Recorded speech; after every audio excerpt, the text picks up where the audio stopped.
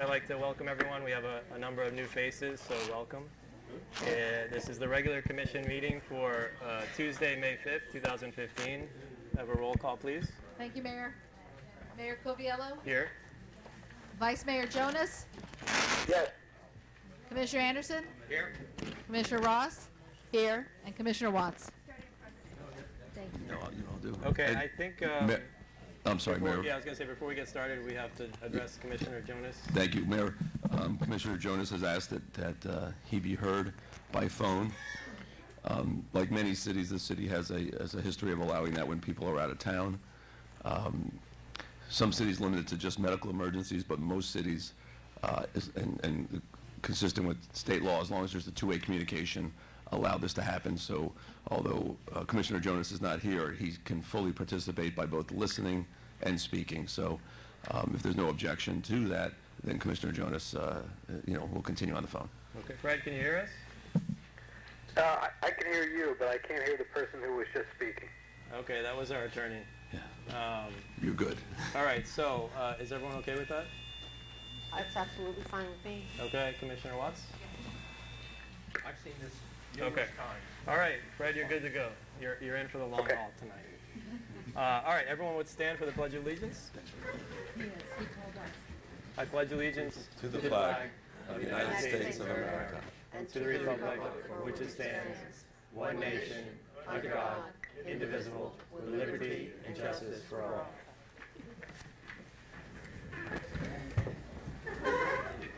All right, let's get started. Our first matter of business is item 4A. Madam Manager. Thank you. Mayor and Commissioners, every year the village, like most companies and cities, needs to go out and shop for prices on their health care insurance. We do this throughout the springtime, and we work with EBS advisors who bring us some quotes. And I have Graham Pentland from EBS here, and he will do his presentation. And this corresponds to item 8C on the consent agenda that the Commission will consider later on in the meeting. Thank you. Okay, thank you. Welcome. Mayor, Commissioners, do you hear me okay? Sounds like it's working. All right, very good. Thank you for your time. Graham Pentland from EBS Advisors. In meeting with the city manager and staff, they've got a lot of negative feedback in regard to their health plan over the last few years. Very expensive to utilize the plan. It's got a $5,000 deductible on it. It's also got a rather limited network. So the city manager said they were really looking for a better plan, lower deductible, better network, and something that came within the budget parameters set forth by the village. So we went all the carriers in the market, got their quotes, came back with with all of them, narrowed it down to some competitive items, and then the city manager and staff had some employees from different departments come in, from the police department, I think sanitation as well. Public Works, Public the police Works. department, and general employees were represented. And since they and their families are the ones that are impacted the most, went over the benefits and the costs associated with that for them. You've traditionally had what we call a low plan that is at no cost to the employees, and a high plan they buy up to. And the strategy going forward was to have the employees have some skin in the game if they wanted to acquire better benefits. So in going over the plan options that were available, the employee base found that they preferred Aetna and the two plans options that were available to them.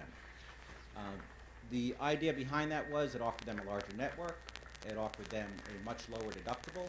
The two plans, one has a $2,000 deductible, one has a $1,000 deductible, as opposed to the $5,000 exposure they had previously. Again, a better network, and it fell within the city's budget that had been set up previously. The recommendation is to acquire Aetna as the health plan of choice. The employees will be required to pay $10 per paycheck for the low plan. If they want to buy up to the richer plan, that would be at their own cost. Within the contract, the police officers are actually paid for in full, so that would not be applicable to the police officers. Additionally, you have $15,000 of life insurance that is provided to the employees. The rate is unchanged in that, so the recommendation is to renew and move forward with it. And the last items in benefits are you have 2 dental plans and a vision plan that are available to the employees. The cost of those items are borne completely by the employees and their family. One dental plan had a slight increase, one had a slight decrease, and the vision plan remained the same. So in summary, last year we had a 16.25% increase on plans that were really, your employees barely utilize it because they simply can't afford it with the exposure it gives them. This year, if we go with the recommendations, it's a 10.18% increase. It's a dramatically better plan. It's a dramatically larger network, and it was something that was definitely endorsed by the city manager and by employees from each area. So with that, I'll open it to questions for you. Okay, thank you. Madam Manager, just one thing that I don't know if you touched on was the opt-out provision. Can you address that? Correct. Yeah, actually, on the opt-out, the Affordable Care Act does not permit, it's very clear in the law, groups over 50 cannot financially incentivize someone to opt out of their plan. And we have not got the legal guidance yet on people under 50. And that's something that we're researching as we speak. And it's just not, it's not clear in the law any way, shape, or form. If you're over 50, you couldn't incentivize someone to come in and speak to your Medicare eligible employees about getting off your plan or incentivizing them. I know a lot of entities do it. I think they've carried over a policy from pre-Affordable Care Act, and they shouldn't be doing it, but that's something we're researching. It's very gray what happens to employers under 50 employees in the Affordable Care Act. What is applicable to you, what is not. There's no case law or anything on that, on that topic. So we will get the answer on it and go from there. Mayor, so if we provide the opt-out option with the $10 copay for just the general employees, that does not include the police or sanitation, or public works, that would be a 10.18 increase from last year as opposed to the 15% that we budgeted. If we don't have the opt-out option, I would then recommend pulling the $10 copay or premium copay by general employees, and that would be a 12.54% increase from last year. So it's still under the 15% that we anticipated during our budget preparations. Okay. And it's like I said, it's a better plan. The employees are very enthusiastic about it, and I think it will just overall increase our benefits package with very little impact to the village. Okay. Any other questions, comments? Do we have any idea when that answer will come? I thought I would have it today, quite honestly. I found out you were looking to use that provision actually late last evening. I sent out a blast to certified employee benefit specialists across the country. I probably got 60 responses, all saying, if you're over 50, you can't do that, but I don't know under 50. So hopefully they've got an answer in the office as we speak. I just don't want to give you bad data. And so can we frame the resolution so that it has both options and the administration will pick the appropriate one? Absolutely. We can provide it that it's allowable, the opt-out. We can change that. That's a good idea. So Okay. that's on the whereas beginning on line number 30. All right. Any other comments, questions? I just wanted to get clarification on what Commissioner Ross was saying. Can you repeat that? I didn't quite hear what you were saying. On as far as the option that you talked to our attorney. What's being proposed is it's unclear, the law is unclear whether a group under 50 can Correct, opt out, right. can offer an opt-out incentive. And so because we need to vote on this soon in order to start the plan year, because the old former plan lapses. Right. My question for clarification was, are we able to give both instructions with the opt-out and without, depending on what the answer is? We don't know the answer yet. Correct. Okay. Because, or which I was going to be asking, which is very similar, if after we sign and vote on everything, and we find out that opt-out can't do that, can those employees come back in, or would there be a penalty on that? No, what would be occurring really is, I think as the Commissioner was saying, if you were to approve the fact that if it's legal, then we'll have that as the provision. If it's not legal, we won't, and that will be rectified within the next 24 hours, and we'll move forward with it. The fact that we're changing carriers, that we have to kind of work backwards. From the first of next month, we want everyone in the system, so if they have a medical need, they have a card and they can go visit someone. So we would really be doing open enrollment meetings for these staff next week. Monday, Tuesday, that type of thing, going over what the new benefits look like, letting them go speak with their spouses, getting the paperwork back into us, get them in the system, have them enrolled. So that would be the process. So they would, at that point in time, know that provision exists or does not exist prior to them making the election. Okay, I just want to make sure that none of our employees make a decision and find out later, oops. I understand exactly what you're saying. I assure you that won't occur. Okay. All right, anything else? Okay, thank you, sir. Thank you for your time. Thank you, Graham. All right, let's move on to item 4B, the community signage. Madam Manager. Mayor and Commissioners, just to refresh your memory, the village was, after the village was encouraged to apply for a certain federal HUD grant through the county's program, we found out we were not eligible to that due to our median income. Therefore, the county made things right with the village by granting us $50,000 to complete this project. We have until late July to finalize or complete the project and submit all our reimbursables to the county. So we went out to bid for landscape architecture firms for signage plans. Savino Miller was selected for their design. It was based on not just price, but also design and the experience of the firm. And they held a meeting with the art board, the public art board, as well as the Parks and Parksway board. It was a joint meeting and a community meeting at the same time where they presented their schematic, which is what you see on the screen.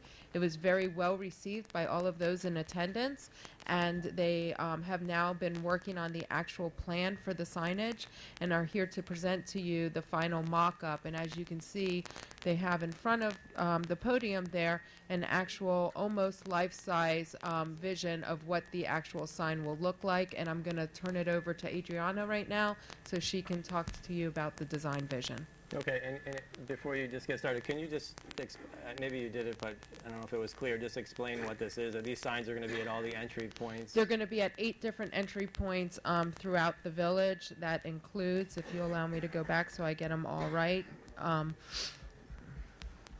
Mayor? Yes. Can that Thank be you. moved? I can't see Let's it. say put it against here so the public can see what it looks like. Sure.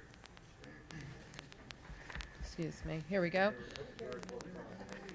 They would be in the right-of-way. That means on the side of the road at the northwest corner of 9th Avenue and 107th Street, southwest corner of 7th Avenue and 121st, the southwest corner of 11th Place and 121st, the southwest corner of 9th Avenue and 121st, as well as in the medians at Griffin Boulevard and 121st, 6th Avenue and 121st, 10th Avenue and 121st, and 8th Avenue and 121st. So we tried to hit almost every entry that we can within our budget.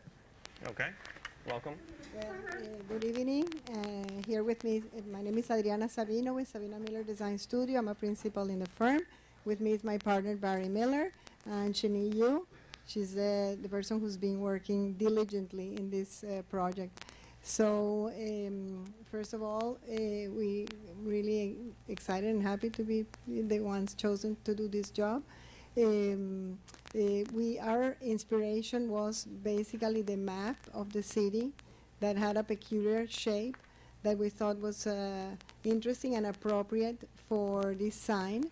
And because of the small part that would be on the ground, also for visual, how do you call that? Yeah, line of sights from the cars, etc. So and it could be placed on the medians as well as in the right-of-way.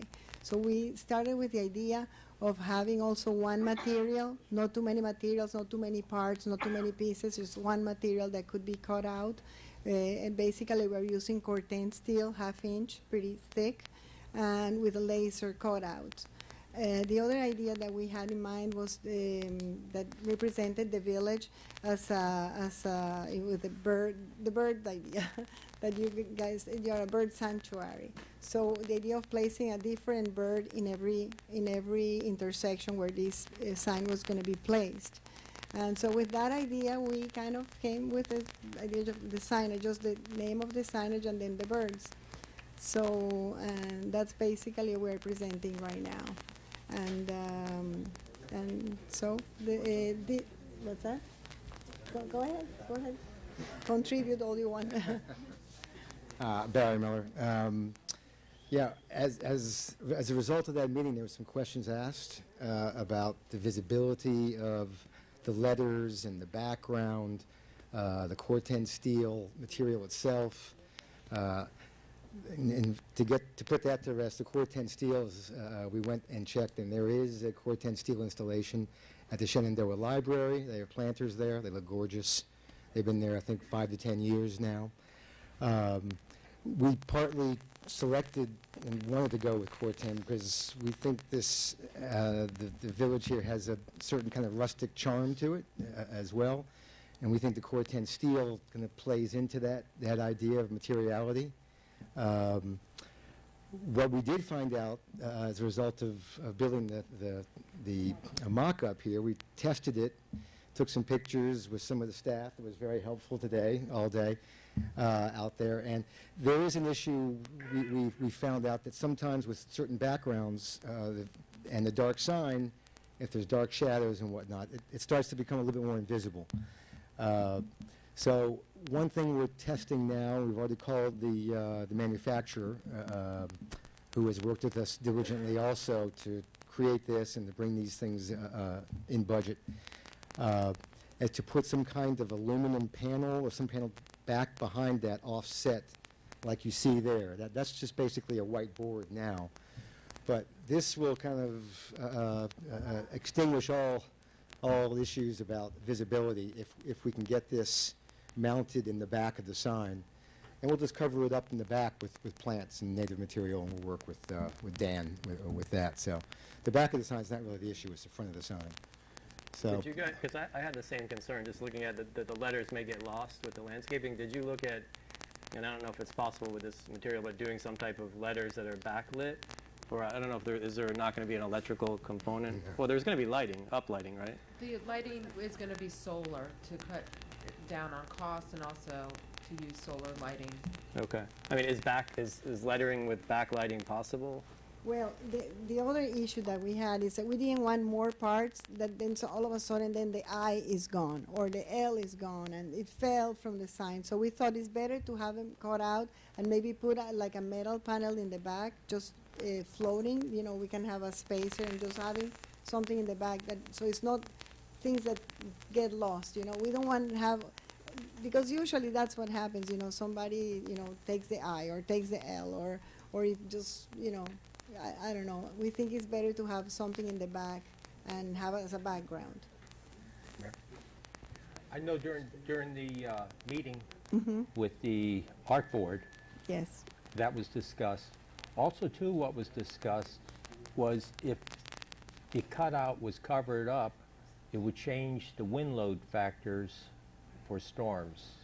That's what we were thinking. But perhaps even could be a like a perforated mesh, with a very small holes, but something that really will stand that. Right. Yeah. Right. In aluminum color or something. Or maybe like a heavy duty kind of a screening material. Something like that. Something exactly. that yeah. That's the whole idea. Yeah. Because I know that was discussed quite a bit during. And we were concerned about that. The idea of something that allows for air to go through. Yeah. Right. Other comments? I may have misunderstood, but I was under the impression from the meeting that you intended it to be backlit, solar lighting. Well, we thought about if we would have worked with the planting in the back, I think backlit would have been great. But as we tested in the side, probably it's better to light it up from the front. Yeah, I think that's going to work out better. Commissioner Watts, if I may, I think the mayor was referring to backlighting, having the letters actually lit. Yes. More like a business sign, not the backlighting of the sign. Right. Yeah. Questions? I think that we want to have a design that is attractive, that is going to be low maintenance and have, the best impact. The landscaping will add a lot to that. Of course. Yeah. The whole appearance of it. Yeah. What you're trying to design with the back panel, I think will be an effective way to have that contrast with the front lighting. So I really like it, and thank you for your talents in creating that mock-up for us. Thank you. Thank you. Yeah, no, I love it as well. Just two more quick questions, but I definitely love the design. The text of the lettering, was that chosen to match our main entry sign, or was it chosen to match the other? Was actually chosen to match the signs that we saw all over.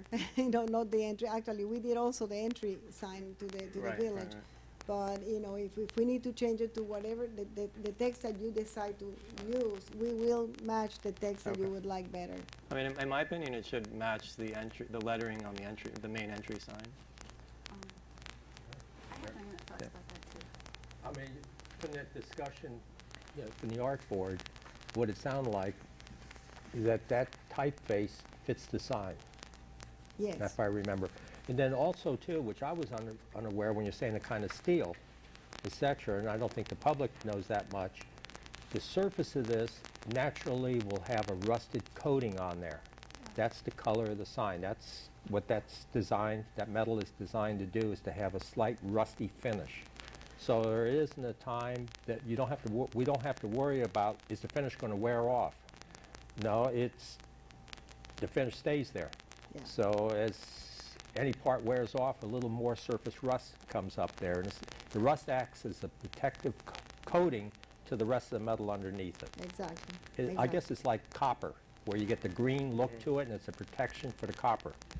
Yes, exactly like that. That's the color. Yeah. And you don't have to maintain it ever, Yeah, core 10, the word core 10 comes from corrosive, C-O-R, corrosive resistant tensile strength. Okay. So you get the strength, the tensile strength, and the idea is we're just going to sink that piece at the bottom just into concrete. So all we have to do is pour a concrete base, put it in there at the right depth structurally. And you were saying you're going to put curbing around it. Yes. If necessary, if we need to put that, we got to talk with the city and. Okay. Yeah, I have a couple of questions. I just wanted to ask, one, the color of the sign and the slide differs substantially from the color of the mock-up. Which? This was spray painted with, Okay, we so it's going wanted to be more of match it that as reddish close as color? we could. It's going to be more like the color of the slide, eventually. This is like a, Yeah, I know, but I as just. close as we could. Okay. You have the picture? Yeah, we have a picture. We can pass it Yeah, around. and then also the A in the mock-up, was Yeah, there some okay. problem with that? Yeah, I think That's not what it would be. It just didn't come with it. I don't know if it fell in the trip. When we got it, it was gone already. Yeah, it's just, that's a particle board. Okay, yeah. Okay, I see, thanks. So That's the color. Yeah, if the public saw what was on this side, they'll understand. Yeah. But I think it looks really nice. Yeah. Oh, great. Okay. Thank you. We wanted as big as we could, but it's a really particle board. Okay. All right. Anything else? Yeah, yes, I'm sorry, I've got a couple more questions. Sorry. Remember at the meeting, I asked you about the choice of script or the choice of font. And you chose it because it's the same font as the bird sanctuary Yes, signs, yes. which I hope will not last forever. And I just wondered, I had asked, and I guess it was too late, for you to just give us an example of another sign, like there's some 1930s fonts that are, seem to me might be slightly more appropriate for the, the geometric shape of the No, sign. but how about the lettering from the main entry sign? It doesn't go with the shape of that. No. No, it could work. I think it's just a matter of, That looks so I old. like, we like this, we think it works, but, it all depends of, what you decide. We can try another one and send it around and see what I would like to. A student of mine did, then I've got a few other examples of it. Yeah, I mean, if you think this works, I think it looks beautiful, and I say we go ahead with it. Any other questions? Not of Mayor Servino, but I wanted to thank Heidi and Christian and our administration in general, because we were first offered this grant through CDBG, and then it turned out that we were not going to be able to access that money, and I know that they have been working diligently to make sure that the county fulfills its promise, the promise from that first offer. And so I know it's taken a lot of meetings and calls and persuasion to get that accomplished, so thank you very much. Okay. Can I just ask you if everyone has any conversations, if they can take it to the back room, just because we're trying to have a meeting and it's kind of distracting. But before the final decision, will we be able to get the lighting problem issue worked out with the backlit before we decide on this finally? Well, I think what they're proposing is an uplighting to the sign, and With the it will be backlit. solar, correct? Correct. Yep. All right. Are you okay with that? Or? Well, I'd just like to make sure it works before we get it.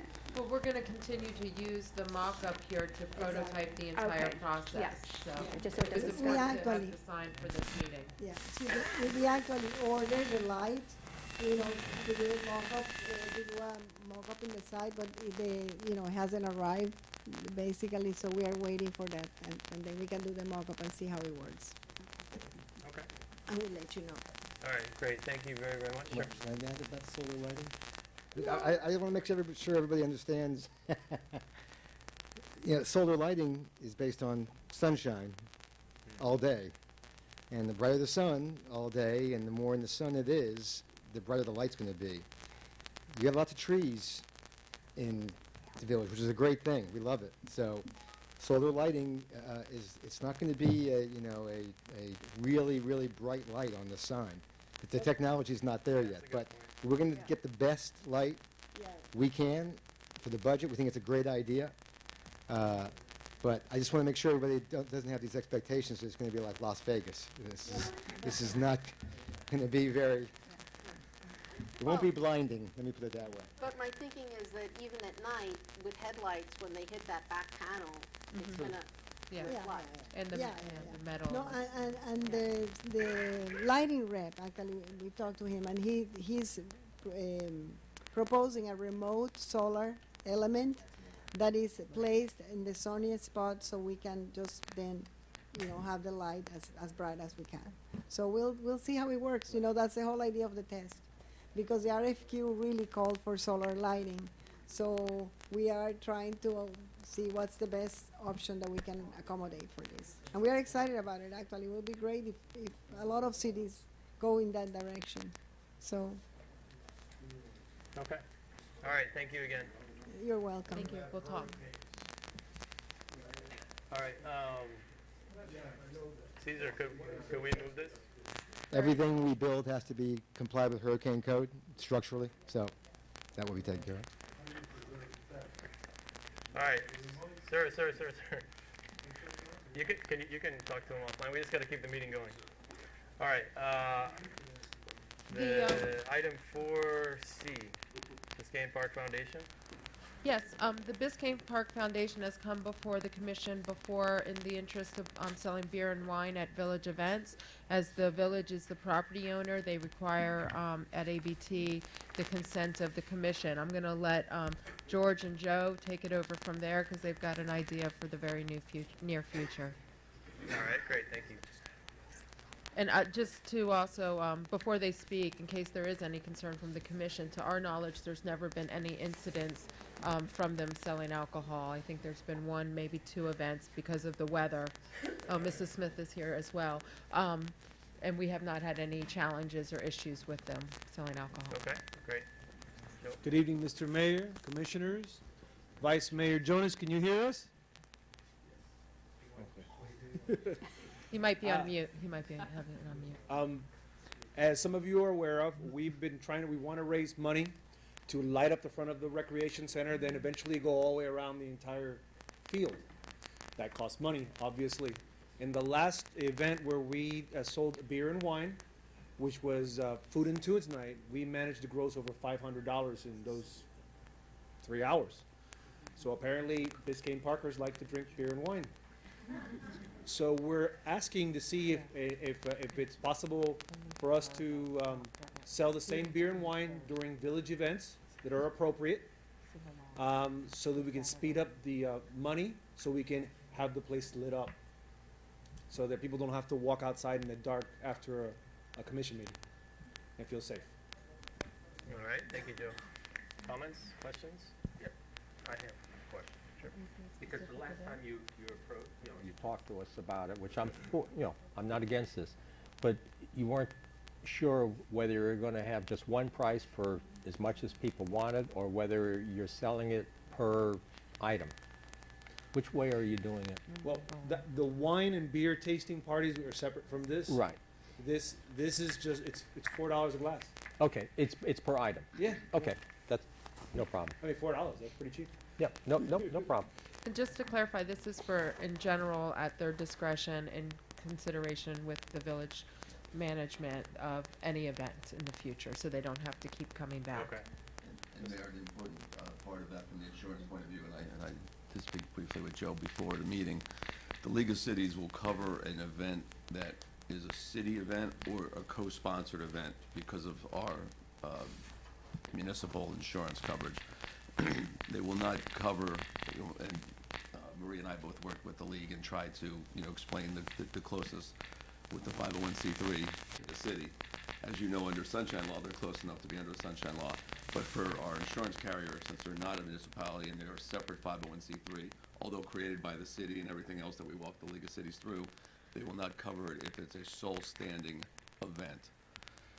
But what you're proposing is in conjunction with a village event. Yes. That's Okay. right, and All right, so we're I just covered. wanted, so for the future, we know, and I spoke with Joe, and we're gonna follow up with a phone call to articulate it very clearly. Okay. City event, the league is very good. If the city's not involved in that event, they're not covered, and so we wanna think that through, Joe and I, to make sure that they're not leaving themselves out for incredible liability either. I just wanted to bring that up to this commission, so. Okay, thank you. And what you're referring to is when they have the private events. No, just the food and tunes.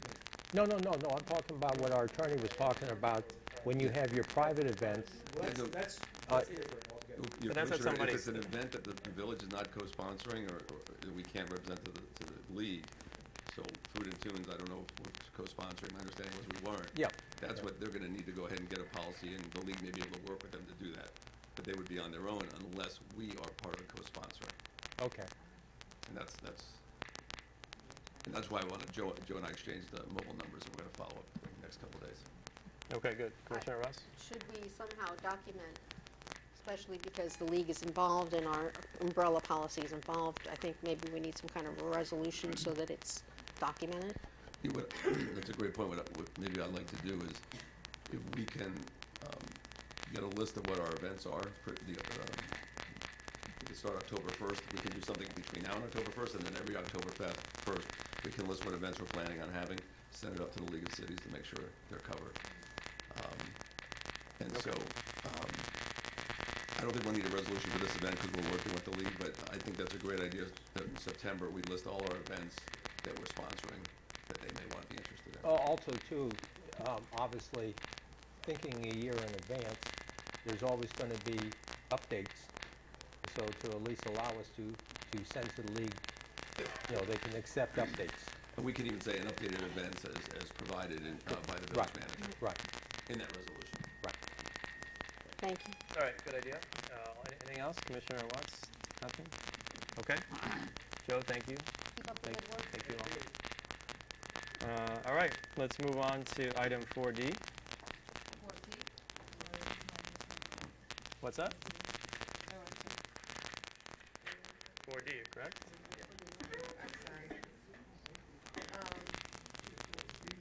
This is a carryover item. Oh, wait, I'm sorry. My agenda doesn't have that. It has two 4Cs, Okay, so 4C, I apologize. 4D. 4D. The 911 presentation is 4D. At the last commission meeting, the police chief was asked to give an update and an overview of our relationship with the 911 call center, as well as the pros and cons of having our own dispatch. He also wanted to address the proper way people shall use 911 to make it more effective, because we've had some issues in the recent past. So we have a quick video reminder, and then the chief is going to give a quick presentation.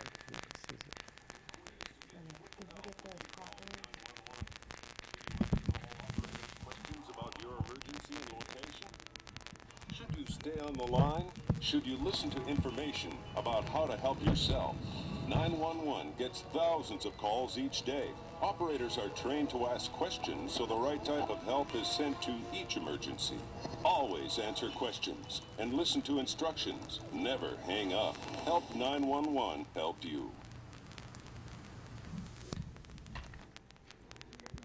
Hi, everybody. The police department was recently asked if it would be a good idea for the village to have its own 911 dispatching center, and if not, would it be a good idea if the police officers were given cell phones in the police car so that you could call them directly? The short answer on both of those issues is the police department recommends against doing both of those things. Let's start with the 911 center. I don't know that you'll want a lot of information after I tell you it's going to cost about $250,000 to have a 911 center. But around the country, everybody is moving away from that, and they're moving towards the regional 911 center that we have here. And they really do an excellent job. There's over 2 million people in this county, and they just do a great job. A simple illustration of why the regional 911 center is a great way to go. Sir, somebody steals the car from your driveway. We get there, we can put it out on the radio. Every police officer in the area has it. They might have it before they get to North Miami, if they go up Northeast 6th Avenue. If we had our own dispatching system, the officer gets there, he's got to tell the dispatcher, our own dispatcher, the dispatcher has to call the other agencies. It's just completely inefficient. It's like moving back to the 1940s to do something like that. The other question was about putting cell phones in the car so you could call the officers directly. That's also a very bad idea for a few reasons, and I'll give you 3 quickly, and I'll answer any questions anybody might have. We'll call an officer to tell him that whatever the issue is, a barking dog or somebody breaking into your house, that officer may not be able to get on the radio to tell the 911 center what is going on. So they may arrive at your house never having been able to get on the radio because they have a robbery in progress, or they have a shooting, or they have some serious incident. The 911 center has no idea where the officer is. That's one problem. Another problem would be you call an officer, so like you call me. I'm having a problem with my neighbor. He's threatening me. I tell you I'm coming over. Well, on the way over there, I get an emergency. Somebody is having a heart attack.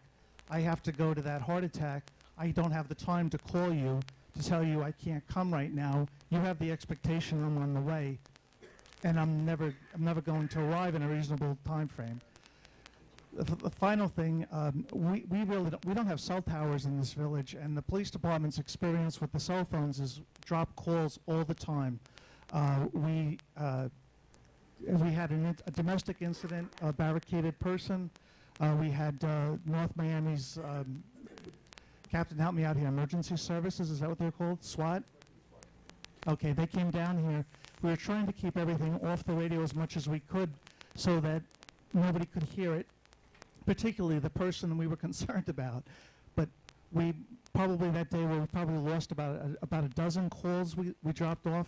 Just the cell phone coverage is not very good here. Also, another element to that is we don't have the technology here to identify what cell phone it is, where it is. The regional 911 center has all that stuff. Does anybody have any questions about this at all? Okay, thank you. All right, Chief, thank you very much. Yes, sir. What about, you mentioned about the dropping calls. What about the village seeing about getting a cell tower somewhere in here? I'm on your side, sir. You got to take it up with the administration. All right, Chief, thank you very much. All right.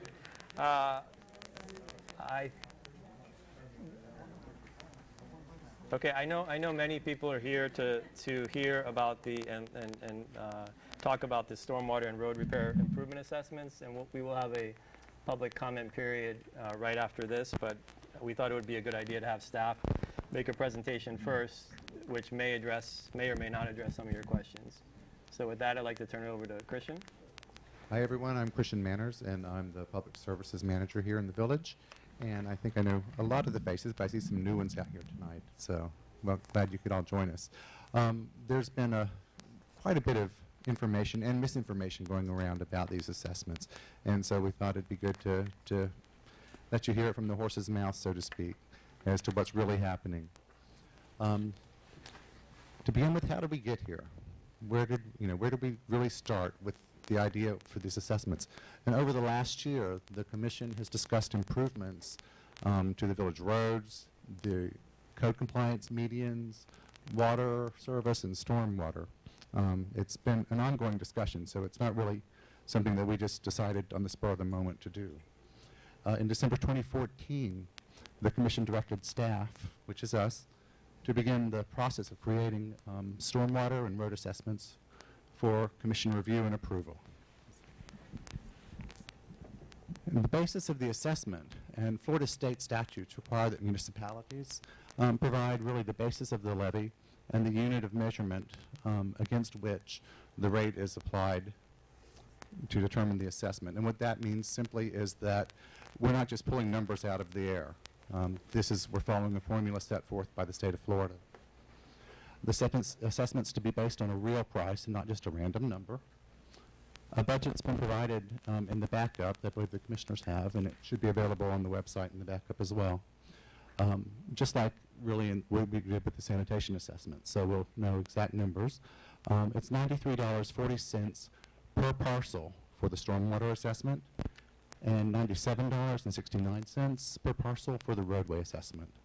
Stormwater and roadway assessments do not include any fees to the village, administrative fees. So what money we collect for this will be going directly towards producing the study and ultimately the work. Proposals for the roadway master plan and stormwater master plan were provided by the village engineer, which is Craig A. Smith and Associates. The original proposal was $146,000 for a stormwater master plan and $141,750 for a roadway master plan. The two of these we decided to combine, and we negotiated with them about this because there would be redundancies in the work needed to provide each plan separately. We talked with them, and if we do them together, which is what we're proposing tonight, then we were able to save a great deal of money. And so it got the price down really to $97,750 for the proposal for the roadway master plan and $102,250 for the stormwater. So that saved, I think it was around $40,000. As you can see, several municipalities and cities in South Florida are doing the same things, and this is their annual assessments that we have. For Oakland Park, for instance, $124,000. Town of Golden Beach, $168,000, and so forth. The purpose of the master plan would be really to assess all 17 road miles. And this is one of the things that we have to look at, too. We think of our village as this tiny little area, but there's 17 miles of roadway here that we have to maintain and keep up. And so this is part of it. The roads, not all of them are horrible right now, but looking forward in a couple years, 2, 3, 4, 5 years, they will be. And so this is part of why we're coming at this now, to start getting this plan and collecting the funds for it in advance so that we can take care of them. Part of the master plan would be to identify the critical projects where we need drainage specifically, which roads need to be addressed, and to create a master plan that'll be prioritized for future projects. And this master plan, the real purpose behind that is so that we're moving ahead towards a goal that we're all aware of. It's not going to be just, let's fix this road over here because this group yelled louder than this group. We want to have that plan in place. It also makes it easier for us to go to the state for funding. The state is currently funding shovel-ready projects more readily than they are with, if you go to them with just an idea. So that helps us get a little bit more prepared for this. Our village engineer, under the previous village manager, the village had advertised a request for qualifications in 2013, and it was for civil engineering professional services. A selection committee reviewed the 8 proposals for civil engineering services that were received, and Craig A. Smith Associates were ranked the highest. In February 2014, the village engaged with CAS as the village engineer to oversee the stormwater and roadway repairs. Going through this process, consistent with the state of Florida competitive bidding requirements, the village then could seek proposals from CAS for future projects. And that's where we're at now. This is a future project, and we are looking to them. While CAS is the village engineer, and many cities use their city engineer to complete their plans for continuity, the village may seek alternative bids, if so desired, and to do a price comparison. In spring of 2014, we went into assessment discussions. It was part of the original sanitation discussions. On the bottom of that page, you can see here were stormwater and road assessments. beginning in October 2015. We anticipated it would be $230, and it's actually coming in a little lower, so we're saving a few dollars on this. The road and stormwater drainage improvement assessment. This is a little history where we've done. I know this is for a lot of people that don't read the village website daily or talk to a commissioner daily like the rest of us do. It's coming as new information. You get a letter in the mail and you're going, what the heck is this? So this is what it's, a little history here. In February of 2014, the Village Commission approved Craig A. Smith Associates as village engineer for stormwater and road improvements. In spring of 2014, the idea of road and stormwater assessments were discussed during community sanitation assessment discussions. September 2014, the Village Commission authorized staff to follow the procedure set forth by Florida statutes regarding the method for the levy collection and enforcement of the non-ad valorem assessment for these improvements. December 2014, the Village Commission unanimously approved resolution number 2014-62, which authorized us to prepare all necessary Village Commission resolutions and ordinances and notifications with the required timeframes. April 7th, 2015, the Commission unanimously approved Ordinance 2015-02 at first reading, which amended the code of ordinances to allow for road and stormwater drainage improvement assessments. The second reading of the ordinance is what's scheduled for tonight and why you guys are all here. So we're looking forward to that in a little bit. In the past, we've had a great history of getting by and putting Band-Aids on things. And it's starting to catch up with us now. We see that with our stormwater drainage in particular. We've done a great deal of work the past few years and put in, particularly around 113, on 113th Street between 9th Avenue, 10th Avenue, that area. We put in some catch basins and some French drains, that sort of thing. There's a lot of problems with that. They need to be cleaned regularly. That costs money. We don't have curbing here, so the dirt from people's yards, even if you have lawn, there's still dirt and soil underneath it. That flows directly into these catch basins during the rain. So we just had my employees, the public works guys, dig out one of these this week, and he pulled about 3 feet of mud out of one of these drains that was causing the flood over the road. So rather than Band-Aid, we're going to start looking forward to doing this properly and with a plan. And this provides us for really with an opportunity for a comprehensive long-term plan to improve the village and gain access to more state funds. And again, that the state funds, we're going to have a much better chance at going for those if we do have a plan in place. So. Our roads budget, the revenue for this comes directly from the local option gas taxes. It's a 6-cent tax, a local option gas taxes, which is a 5-cent tax. There's 2 local option gas taxes, so that's actually accurate. The FDOT median and maintenance administrative fees from sanitation assessment. It covers employee costs for 2 public works employees. And now this is something too that we're hearing a lot about is apparently an email was sent out saying that there had been like 2.5 million spent over the years and where was it spent and all of that. And so we did a little research to find out exactly what it was. It wasn't 2.5 million, it was actually 1.7, which is still a lot of money since it was your money. And so out of that, 46% was spent on personnel, such as the road employees that we have and the public works employees.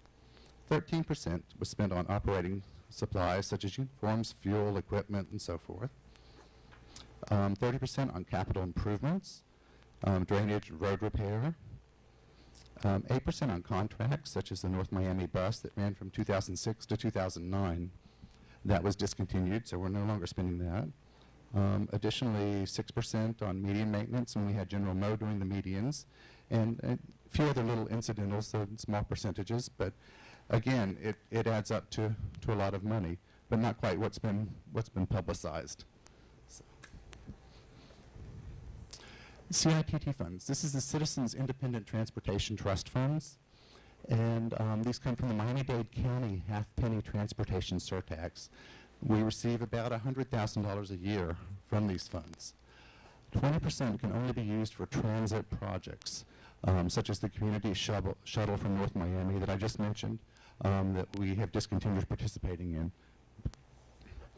Florida state statutes directs how our monies can be used, and so we do have guidelines here that we have to follow.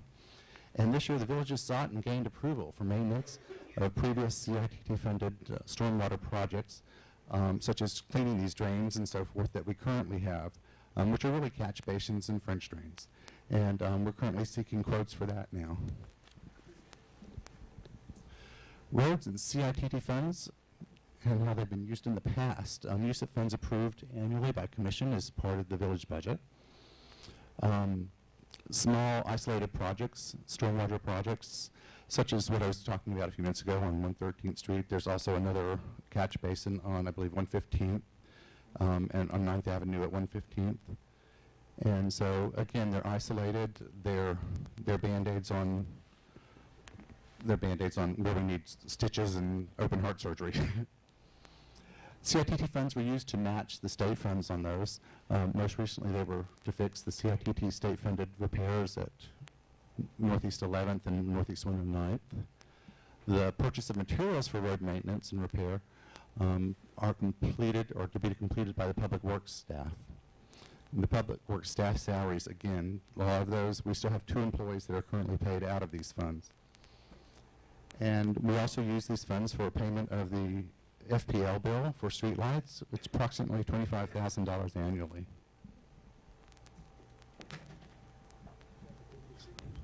So this is really an opportunity for a comprehensive long-term plan to improve the village and to gain access to more state funds. And again, I want to reiterate, the state is more likely to fund us if in fact we have a plan going forward, and that's the purpose of the master plan that we're looking to do.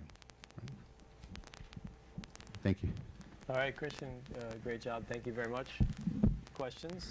Or we're gonna have a discussion at the time of the ordinance and resolution. So, okay. All right, Christian, thank you again. All right, any additions, deletions, or withdrawals? Anything from the commission? All right. Public comment. If you can come up and state your name and address for the record, and we're going to limit everyone to 2 minutes? 3 minutes? For the stormwater, there's also going to be a public hearing on it. Correct. Correct. Yeah, when we discuss the stormwater ordinance, there'll be a public hearing, so they have an opportunity to comment during that time as well. Okay, Judy Hammelberg, 1015 Northeast 116th Street. On the sign, my only concern is the sharp points, especially the one over by the V, because as a medical professional and also as a person on code review, we have a lot of people walking in our medians, and I think we need to make sure that if somebody falls and should fall against it, there's no harm done. That's a liability issue we need to concern ourselves with. Number 2, are any of those studies and things that we did with Kimberly Horn years ago when John Hornbuckle was our mayor, anything we could use towards this, Bob? That wasn't pertaining, that was for traffic. I don't think there's any of that can be used towards Okay, this. because that was just a concern I had, because I knew we did a study maybe 8 or 10 years ago on traffic and median use and all that stuff. The other thing was we tapped into FIU for some drainage stuff before. Is there any way we could get any assistance from any of the universities now for any of what we need? Or on another thought, is there any way to get reimbursement back towards what we're putting out now into the city coffers for the work that's going to be done in with our proposition to the state? Okay, Judy, you make your comments. Okay. All right. I mean, personally, I put money into my own home to keep it up. I have no problem putting some money into the village to keep it up. But I do, just do have some questions. Thank you. Thank you, Judy. Mike Kopsik, 720 Northeast 116th Street.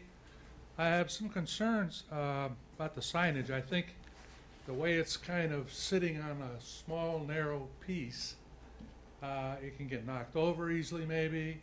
I would think if they're going to be putting that up, they need to stiffen it or put some something attached to the back into the ground maybe so that it's solid. Obviously, if a car hits it, it's going to knock it over. Don't make any difference. But comment on that. And I wonder why the city does not pursue possibly getting a cell tower in this particular area within the village. Other places that have them, such as in Miami Shores, they have a cell tower within the church, and they profit from it quite well every year. So we're missing an opportunity there, I'm sure. And then probably as many calls would not be dropped as, I know a lot of people have complaints about the calls being dropped. And that's just what happens with cell phones. You're in and out of cell and so forth. The other thing about the master plan for all this, we seem to be getting very, very large city-wise in our thoughts. I can't imagine you're talking about drainage proposals. You know, you dig another hole to put a drain in, it's going to fill with dirt the same as these French drains and other things have now. If you look around after a 2-inch rain or something, after about a half an hour or so, the water's gone. It drains naturally.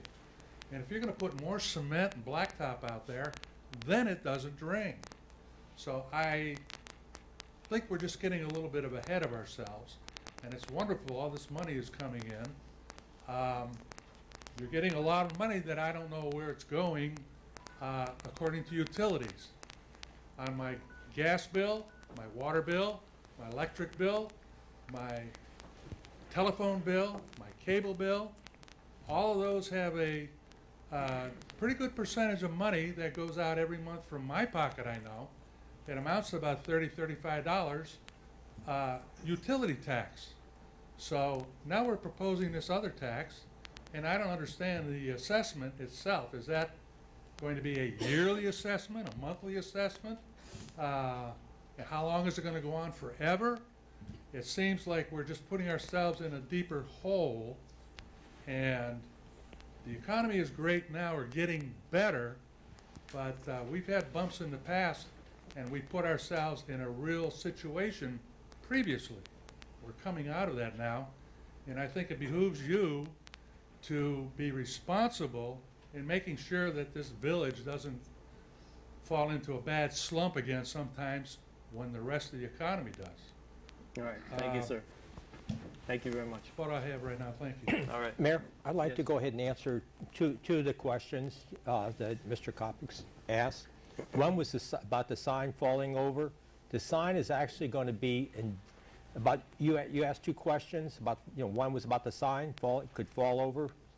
It's embedded, that whole bottom part is embedded in concrete, and it's a 1/2-inch steel. And they assured us that that's not going to happen. On the cell tower, about 12 years ago, that was brought up here, and the citizens of Biscayne Park wanted no part of a cell tower because they're ugly, even though it was presented, they could look like a tree. They were concerned about radiation from it. That's the reason why we don't have a cell tower. Well, that's 12 years ago. I mean, maybe it's time to look into something. That is true. You know? That's true. I just want to let you know that we did look at it. I know, but it's been forever, a long time ago. Hi, good evening. My name is Kay Emerson. I live at 12017 in the park. My question is, since we're going to have all this construction going on with the roads and the waters and the drains and things like that, I'm health conscious. I'm a health conscious female person. I want to look out for children, human beings of all types, kind. So my problem is, I would like the roads constructed in a way that we don't have to run over all these roots in the road. And if you're injured and you don't feel well and you're a senior citizen, it makes your day just even worse. It makes you want to stay home and not go anywhere because you know what, the roads aren't smooth enough. And that's my beef. And like the gentleman said, he asked the question, and I pretty much think you answered it. But I would like to know how long are all these assessments going to go on, and the periods are they going to go on? Okay? And for the emergency services, I think that's one of the most important business we should have in the park. You know, no delays. We should be able to get through to emergency right away. And I think we should consider that. Okay, thank you very much.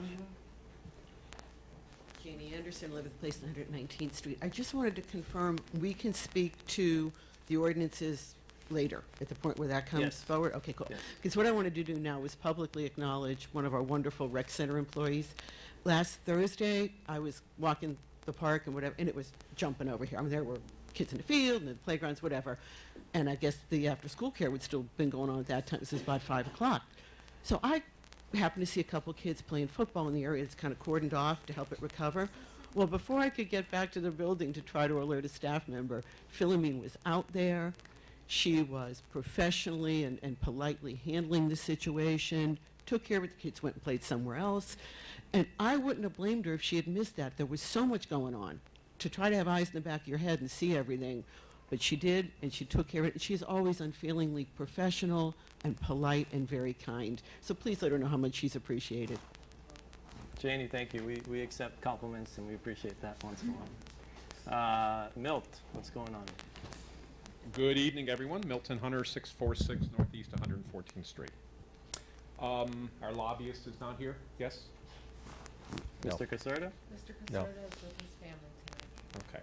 He sent a letter to the commission earlier today that was shared with them. Okay. I wanted to speak on the proposed resolutions 2015/23 and 24 tonight. In short, I do not support these resolutions as they are currently written, and allow for me to explain some of the reasons why within my allotted time. Before this, however, I want to state publicly that I do appreciate the ambition shown by this commission. I see the want to in moving our community forward. I also find somewhat personally ironic in that I've been attempting to drive some commissioners forward, moving a little more quickly in decision-making than in the past. Yet, when ambition becomes blind ambition, it's time to take a pause and reflect back on how we arrived at this point. Several Saturdays ago, we received a notice of hearing in the mail regarding 2 resolutions that are potentially set to be established tonight. There was a brief discussion on this subject in last month's meeting, but this was before the notice of hearing went out with the details. Actually, really no details offered other than the intent to push forward over $206,000 tonight in the form of new tax assessments, and this will be, as mentioned, for the planned studies only. Frankly, I'm a bit disillusioned with any staff or commission member that feels that this has been properly evaluated, scrutinized, or presented openly to our community. I'm disappointed in that your first consideration was for more taxes, instead of analyzing a government model that has produced deficits in 9 out of the past 11 years. I believe you're looking at the symptoms and not the cause. Now, this proposal is familiar to another recent decision made to take out a loan of $350,000 to finish up the annex building and village hall restoration project. And what I mean by familiar is that they both have felt rushed and done without enough meaningful disclosure and discussion to our residents. That can't be 2 minutes, is it? Of course, the ones that will be paying for this. I'm concerned that, and of course, as mentioned earlier, this is over a year old that this has been in discussions. It was presented back in the workshops for the outsourcing. So where was the follow-through? Why was this not presented in a similar workshop fashion some months ago to inform our residents on potential new ongoing taxations and allow enough time for proper consideration? The concept of a community our size, and I know, Christian, you said there's so many miles of driving, but it's still about 3 miles and just over 1,000 homes, spending $206,000 on surveys to tell us what we may already know is beyond my comprehension. I think it'd be prudent to first get some ballpark ideas of what the anticipated costs are before investing in plans that we may not even be able to implement on our own. Of course, we do have some issues, I understand that. I'm trying to cut this shorter than planned because of the time constraint, but I just think that the plans as they were presented, is an exorbitant cost, and we need to look further at other considerations and feasibility of completion. All right, thank you, Milt. Tracy. No, Doc. He was the leadoff man. I guess I'm the designated hitter. Doc Morris, 734 Northeast 119th Street. I just have a few comments. First, in regards to the cell tower, I was all for that when I was on the commission. Unfortunately, so many people thought it was going to be ugly. We were going to put up a flagpole. It was not going to be ugly, but it went by the wayside. I'm not against paying the $200 for the road and stormwater repair. What I'm against is paying for a piece of paper without any work being done. Write around and you can see what needs to be fixed. Let's use a little common sense here. I rode around after that major rain we had, and there was no big areas where water was standing. Oh, there's a little bit by driveways and that, but that was basically it. This is not a big city with unlimited monies. Understand, just because you have a piece of paper that says master plan doesn't mean you're going to get any grant money. You as commissioners have a fiduciary responsibility to the citizens. You already put us in debt for $350,000. You spent money on an annexation that many of your citizens do not want, and it may not even happen. Think as if the money you are spending is your own. Is this the way you would spend it on your business or your personal expense? When I was a commissioner, we did the original stormwater projects. We would ask for matching grants, and we got them. We didn't have any high-cost master plan. What we did worked. I think you ought to go back to the way we did it before because it worked. We didn't spend money we didn't have, and what we did have, we spent wisely. As my mom and dad used to always tell me, stop before you leap. Start thinking. Thank you. All right, thank you, Doc. Doc.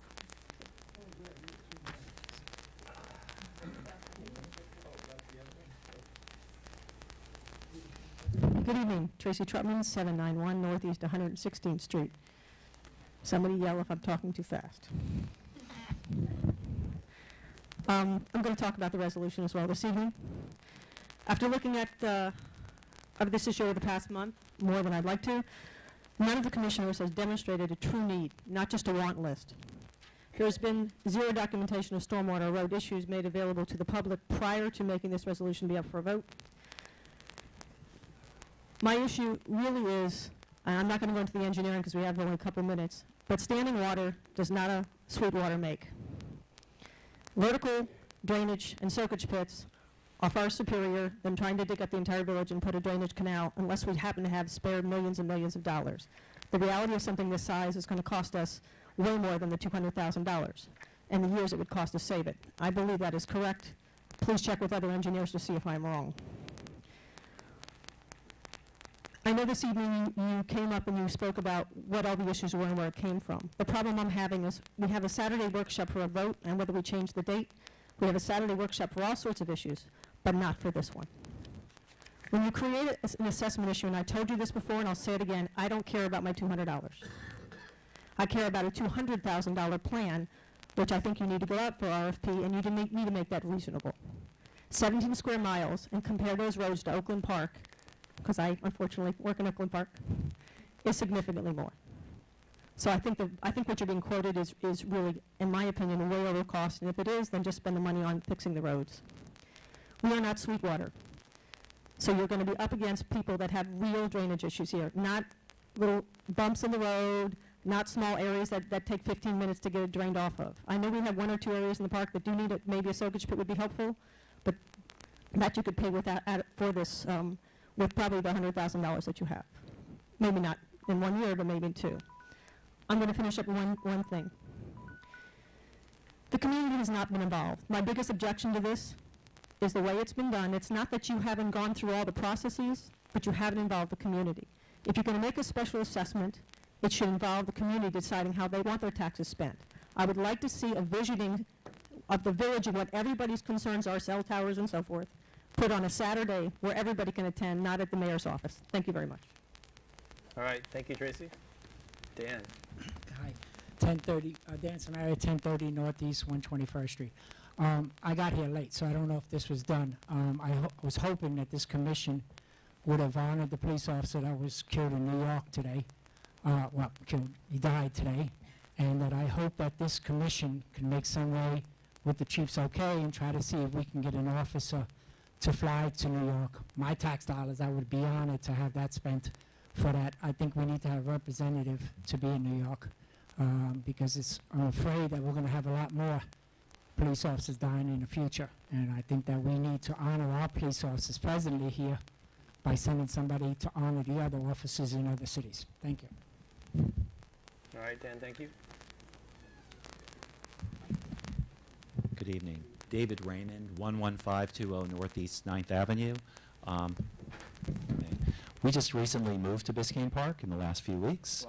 Thank you. It's a great place so far. My wife Amy and I are very happy here. We did discover, though, right after we moved in, that the street we're on, that Christian referred to, 115th and 9th, does have a rather serious drainage issue on both sides. And there were two catch basins there that I witnessed your sound engineer is also doubles as a very good ground engineer and dug these out. And it looks like from the way the flow is there, that at least those two definitely would need some work. I realize that you're trying to pass a whole plan. I also am a retired government employee working for the state of Florida and for the county, and I realize that, a study and then getting that through, you could be 3-4 years out if the state even passes a budget this year, which it looks like they can't even do. So one thing I learned in working in government for years is that you always have to have a plan B. So my recommendation is I think you should pursue this, but I also think as a plan B, having some targeted areas, and in speaking with some of the public works employees, they were telling me the area around this center years ago used to be really bad, and those had to have more drainage and enlargement. So plan B to me, if you can't get this through, and I would support this, but if you can't get this through, would be, or in the interim even, would be to target those particular areas that are in great need. And so where you have these catch basins, that maybe even put some curbs around there, because otherwise the ones that were just dug out here by Caesar are going to fill back up again, but maybe if there's some curbs around those, and you're not going to spend $200,000 to put some curbs around the catch basins, but just as a temporary measure, even if that's a sound engineering technique. So anyway, thank you. All right, thank you. Welcome again. Barbara Kuehl, 111th Street. Christian did a good job laying out the process of this, the ordinances. So I'll try not to repeat it. When we were first trying to decide about Waste Pro, the village came up with a master plan. And the master plan was for $287,000 for roads and for stormwater.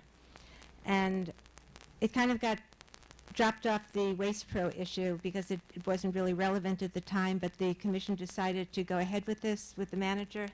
July 17th, the manager asked for permission to go ahead and start forming up ideas for the master plan. And actually, before I forget, because I know I'm going to get involved with this, I think it's a very bad idea to start destroying records or to do it in a 10-year period. I don't, there are records that are necessary for code, or for ordinances that are, people are in violation, they have to go back, and it's not unusual that they are talking about things that have happened over the last 20 years. I don't know if you're going to get to that tonight.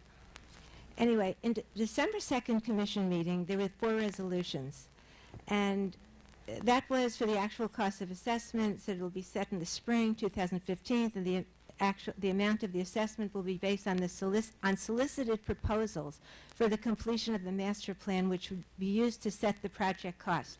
And at that December commission meeting, when you were talking about these resolutions, there was public comments. Linda Dillon said she understands what this is for, but how much will it cost?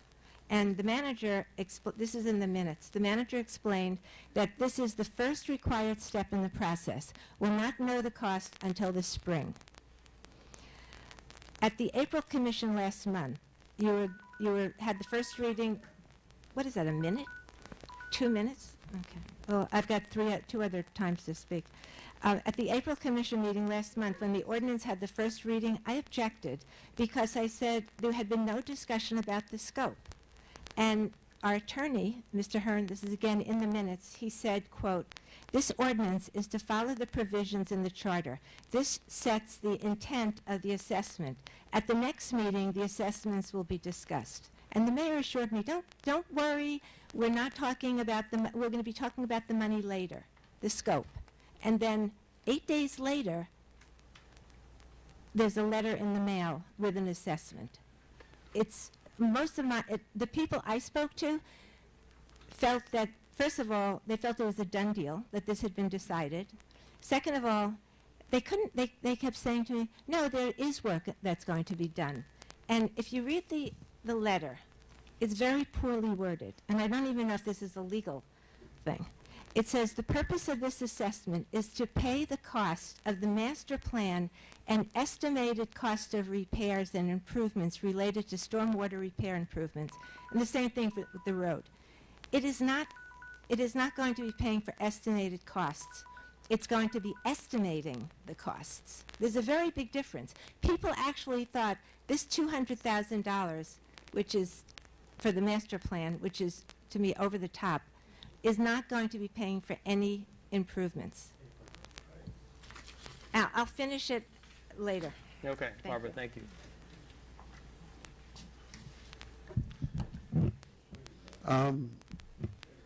As far as the records are concerned, that really worries me. Oh, yes. Gary Q, 777 Northeast 111th Street. We just had a case in code compliance where the violations, I believe, occurred over 10 years ago. It was adjudicated about 8 years ago with $41,000 in fines that had never been paid for 8 years. And by the way, there was no lien that had ever been filed.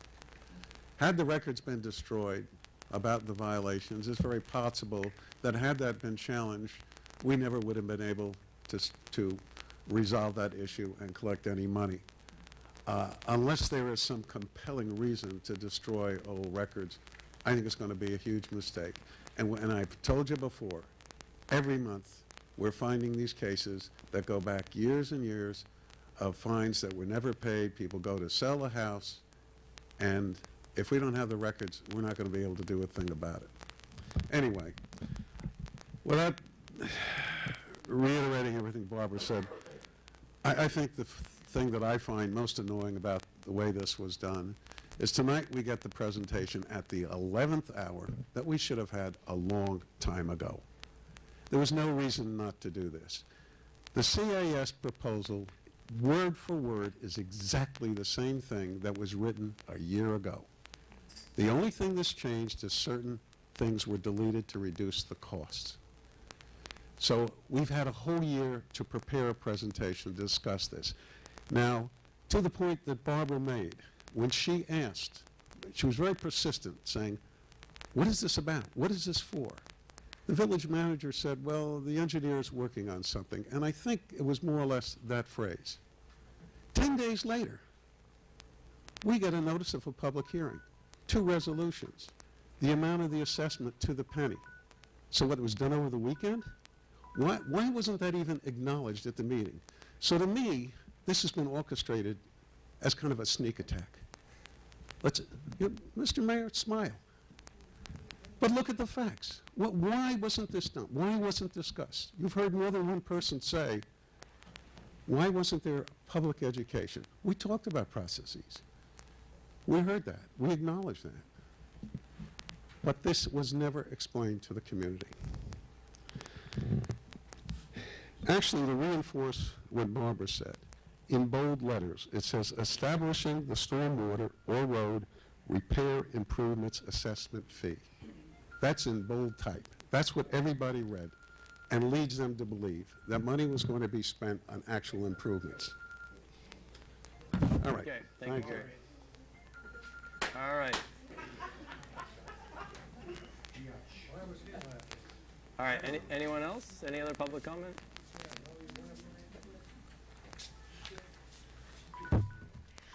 Good evening. Rosemary Weiss, 1010 Northeast 116th Street. I live right near a little lake every time it rains, but that's another story. On a much lighter note, I'm looking for volunteers. I need 8 people.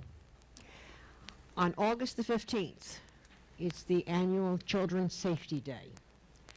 The Recreation Board is also sponsoring a first annual Biscayne Park bike race. I need 8 judges. There will be 4 races. I need 2 judges for each race. I would call upon the commissioners and the village staff to get in touch with me and let me know which race you want to judge. That's it. Thank you. More details will follow.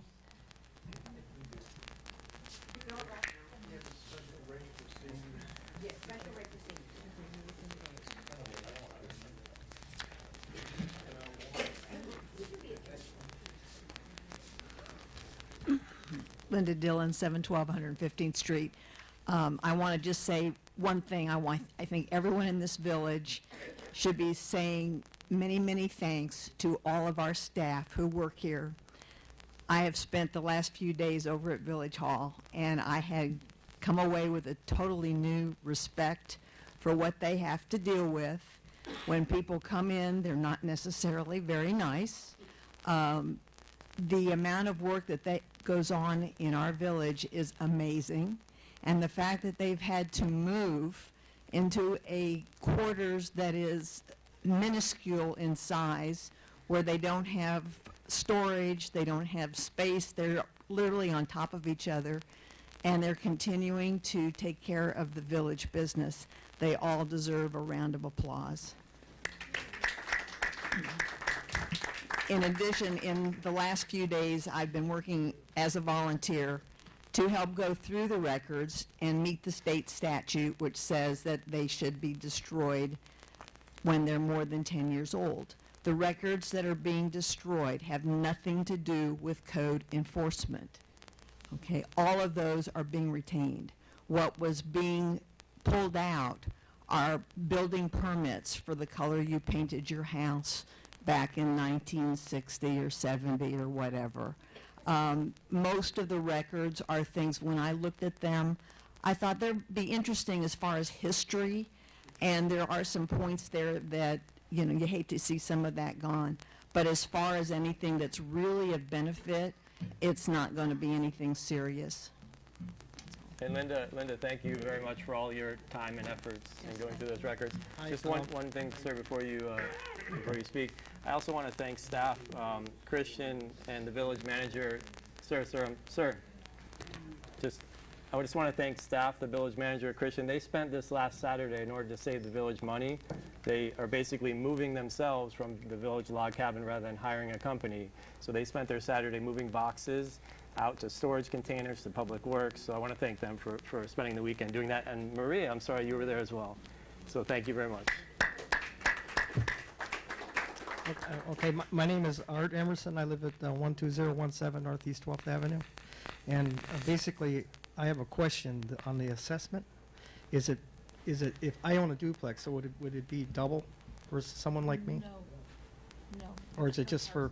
It's by parcel. So It's per land parcel. Your duplex is on one parcel of property, one tax folio. So it's just the $200. Correct.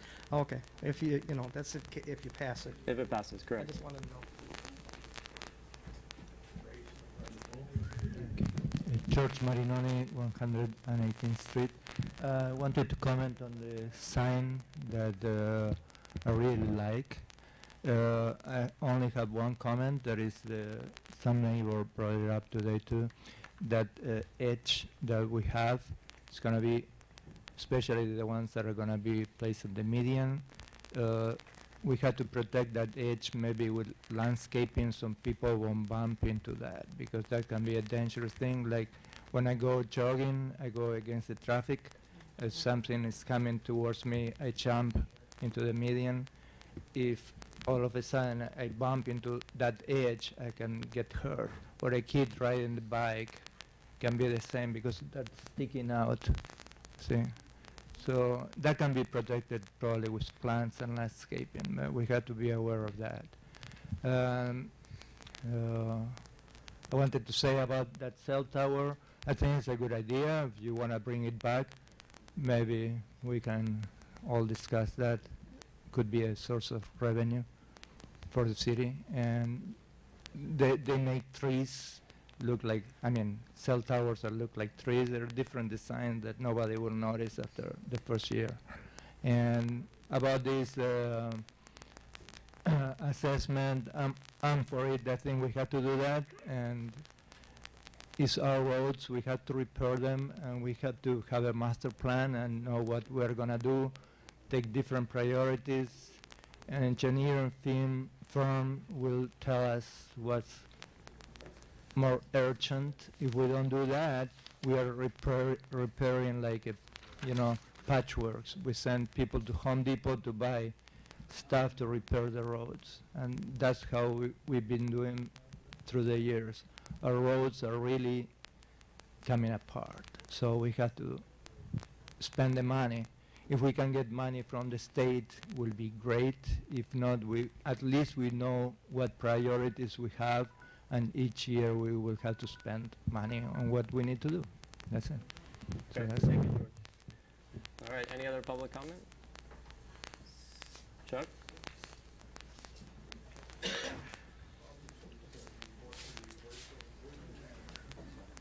Chuck Ross, 11166 Griffin Boulevard. First, I want to thank Christian for getting up there and presenting the, try to give the overall picture. There was a process that took place over a period of time, and it's been discussed here. I want to agree with George, who just spoke. I think that we have to have a master plan because it's one of the ways you can obtain state funding in order to try to help us fix our stormwater issues and our roadways. And Raymond, who spoke earlier, I mean, his property, I don't know if that's your property on 115th and 9th Ave? Yes, sir. Yeah, and then there's another property, for example, on 6th Ave and 115th. There's terrible flooding issues, and there's a property on 12th Ave and 117th Avenue, or 17th Street or so. There are flooding issues. There are flooding issues all over the village, and it deteriorates the roads, and I think that the only way to look at it is to have a master plan. So, thank you. All right, Chuck, thank you. Anyone else?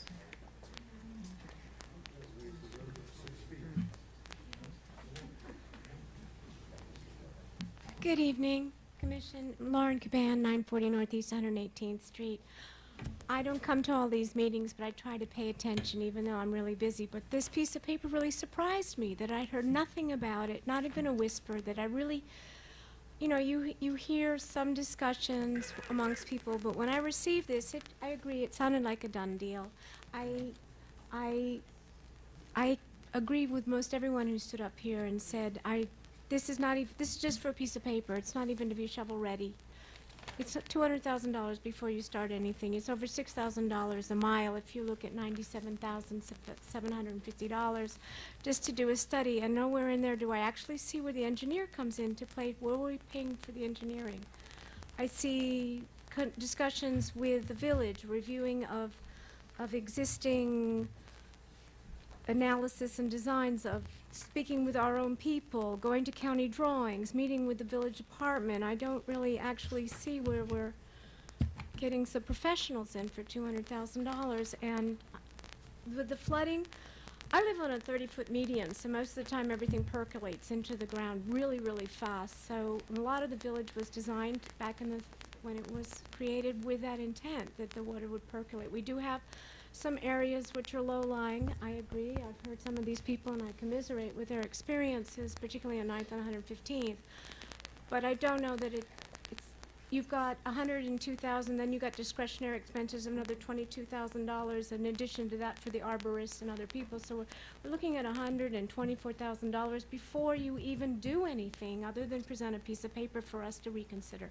So I just think I'm surprised. And I just wanted to get up here and say that I wasn't expecting this resolution to come before tonight as a final read. or a second read as an ordinance. I just wasn't expecting this to be a decision night on this. Okay, thank you. Anyone else? All right, we'll close the public comment period. And we will, what I'd like to do, since everyone is here on this issue, if we can put off the financials till the end of the meeting so we can have the discussion while everyone's here on the assessment. The consent, we can quickly do the consent agenda, and if anything is pulled, we can push those items to the end. Is that acceptable? Okay. Okay, so let's move the financials to the end. Is there a motion to approve the consent? I'll make a motion to approve the consent agenda. Motion by Commissioner Anderson. Is there a second? I'm sorry, I'm going to have to pull item 8F, Okay, so 8F is pulled. and we'll just discuss it at the end. We'll discuss that at the end. Any others to be pulled? Okay. All right, so motion to approve with the exception of 8F by Commissioner Anderson. Second. Second? Is there a second? Yes, I'll second Second by that. Commissioner Ross. All in favor? Aye. Aye. Yes. There you are. All right, so let's move on to, all right, so there's two items that we need to discuss with respect to these assessments. One is the second reading of an ordinance, and what that ordinance does is it's what's called the enabling legislation. So this allows us to make these assessments in the future. It doesn't set the actual amount of the assessment, which is done by resolution, correct? That's correct. Okay. That is exactly what that ordinance does, and then you are correct. There's three resolutions, 2015, 22, 23, and 24, which are all also public hearings in their own right, which actually sets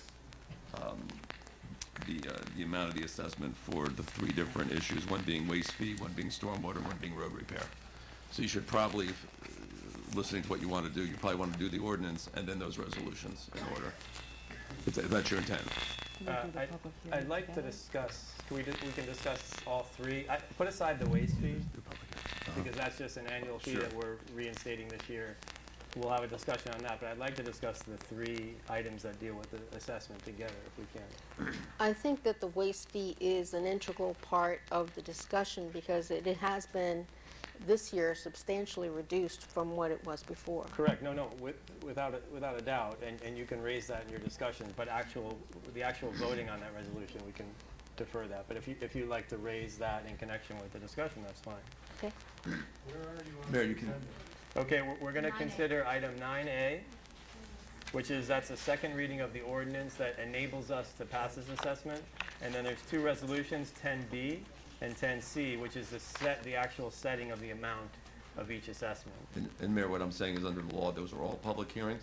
And what I'd like to do is I'd like to recognize the public comments made, the presentation by Christian, and incorporate all those concerns and issues and the presentation into all of these public hearings, so you have To those all for the three. record. Okay. All right, so with that, why don't we open up the ordinance? Thank you, Mayor. This is a second reading of ordinance 2015-02. That's an ordinance of the Village Commission of the Village of Biscayne Park, Florida, amending Chapter 17 of the Code entitled Fees, Bonds, and Charges to authorize the imposition of a stormwater repair improvements assessment fee to be levied upon residential real property lying within municipal boundaries of the Village of Biscayne Park. Further authorizing the imposition of a road repair improvements assessment fee to be levied upon the residential real property lying within municipal boundaries of the Village of Biscayne Park. Revising Section 17.4 of the Code entitled Imposition of Solid Waste Management Fee Assessment, providing for conflicts, providing for severability, providing for inclusion, providing for an effective date. Mayor, it's a public hearing, and again, this, consistent with our charter, is we're passing an ordinance which allows for these fees to be done by resolution as required by law, the actual numbers. Okay, so if we pass this ordinance on second reading tonight, that legislation will be there, and even if the two resolutions do not get passed tonight, which set the amounts, we'll have that enabling legislation there in the future. For years in the future. Okay, so that work was not wasted. In other words, we can, next year if we wanted to come back, okay. Absolutely. All right, can you read the next two resolutions so that we can open it up to all three? Sure.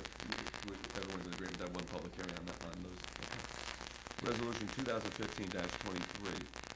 A resolution of the Village Commission of the Village of Biscayne Park, Florida, establishing the stormwater repair assessment for the Village of Biscayne Park, providing for fiscal year beginning October 1st, 2015, providing for severability, providing for inclusion, and providing for effective date. And since it's not in the title, the amount of that fee per parcel is, one second.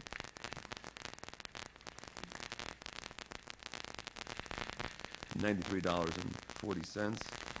And the next resolution is a resolution of the Village Commission of the Village of Biscayne Park, Florida, establishing the road repair assessment for the Village of Biscayne Park, Florida for the fiscal year beginning October 1st, 2015, providing for severability, providing for inclusion, providing for an effective date, and per parcel that amount is $97.69. Okay. All right, thank you. All right, so. You want to wait on the stormwater, on the waste fee, is that correct? Yes. Okay. So you just read the stormwater and the road repair, correct? Correct, and the ordinance. Perfect, okay. All right, so we're going to open up the public hearing, public comment again. It's a public hearing. If you have any further comments, come up and state your name and address for the record, and then we'll have a discussion.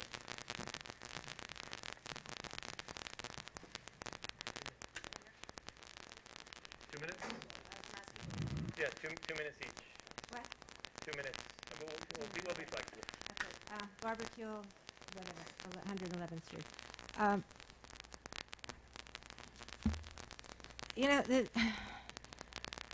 it's a little disheartening to look at commissioners when we're speaking and see this kind of feedback from you that's very dismissive. And you know, Gary mentioned to you, Mr. Mayor, and I don't appreciate it, honestly.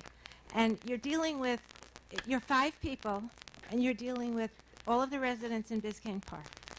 And the way this was handled from the very beginning, which was my point, was that even though every time I brought up the master plan, how outrageous a $300,000 master plan seemed, you were the one who always agreed with me. Oh, don't worry, we're not discussing that, we're just moving this forward. And we're here. We have the assessment in our hand. And I find it's absolutely unbelievable that a letter went out when at the last meeting everybody was telling me, no, we're still going to discuss this. Why the manager didn't say, Mr. Mayor, excuse me, we have this proposal, because this is the exact same proposal that Craig Smith presented over a year ago. There was ample time to say, let's bring this up on the commission and have people in, do a workshop, whatever. Even talk about yourself.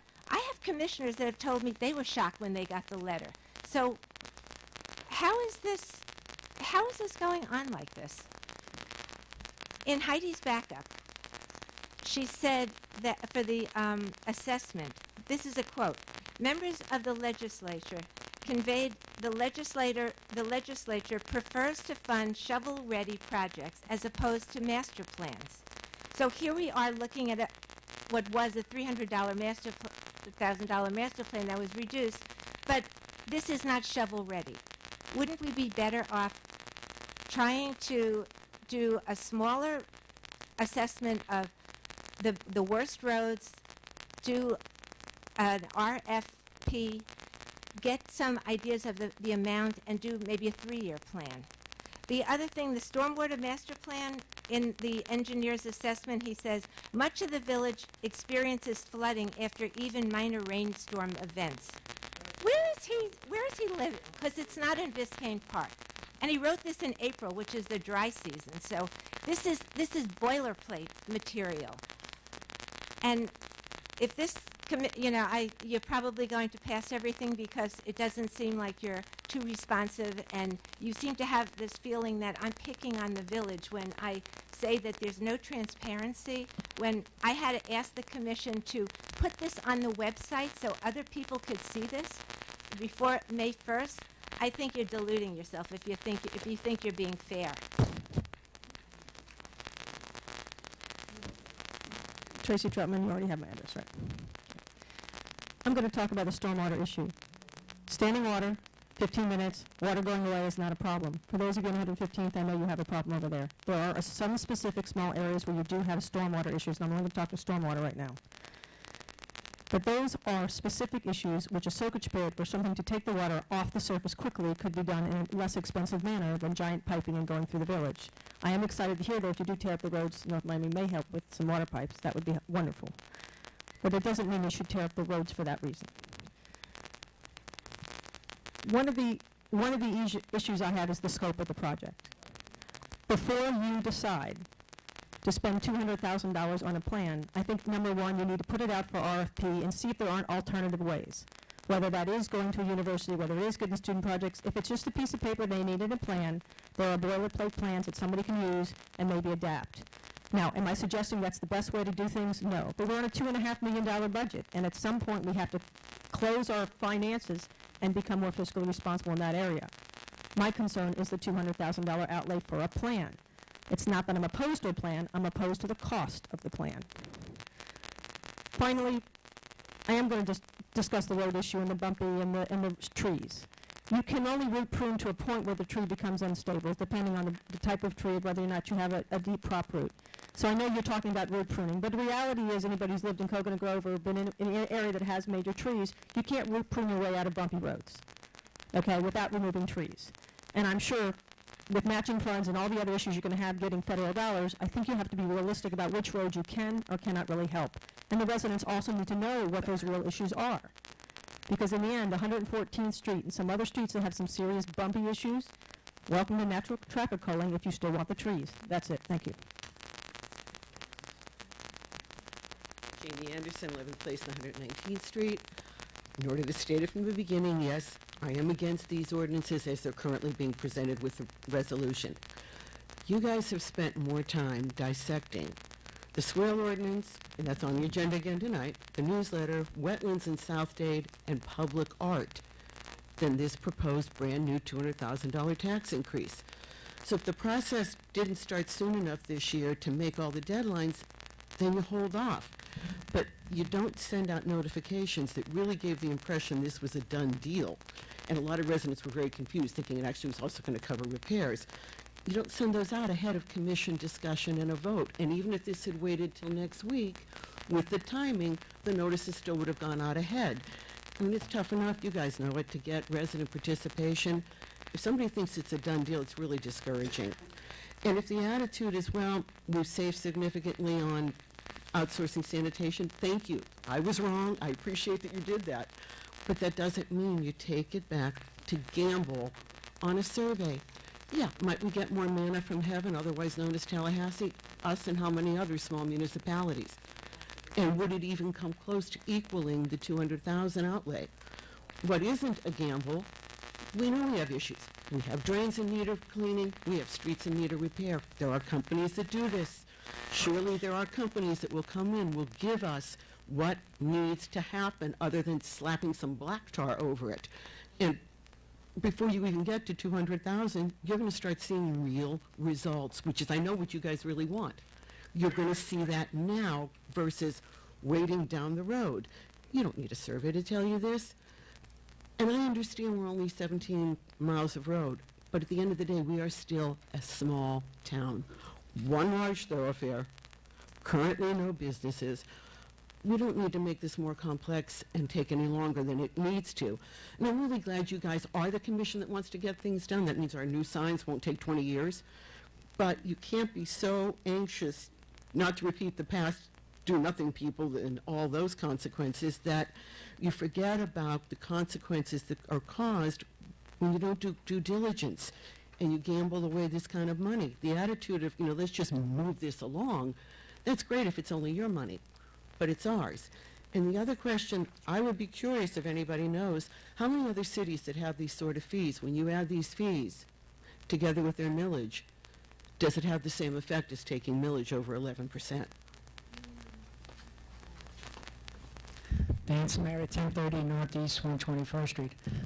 This ordinance, I'm not in favor. If we're going to be spending money, if you was to tell me that we're going to spend the money on to actually fix the roads, I would be all for that.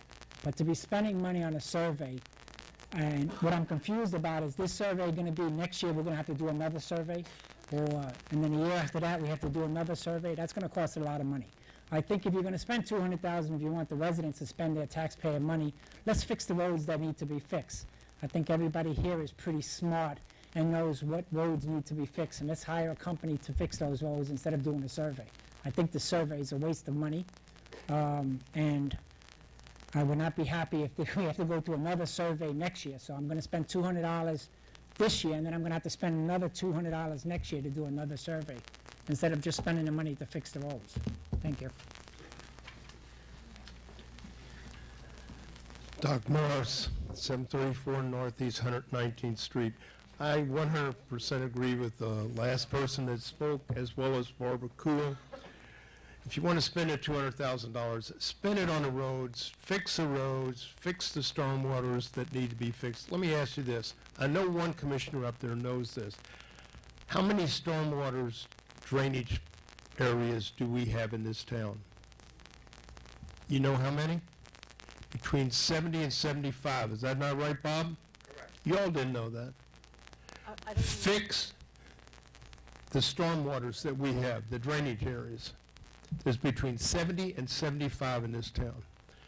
Clean them out. That's your problem. You haven't done anything with these things in years. If you clean them out, they'll probably work a heck of a lot better. Get rid of the leaves and the dirt and all the other stuff that's in there. That's pretty much it. I hope you do not vote for this at this present time. Use a little thought.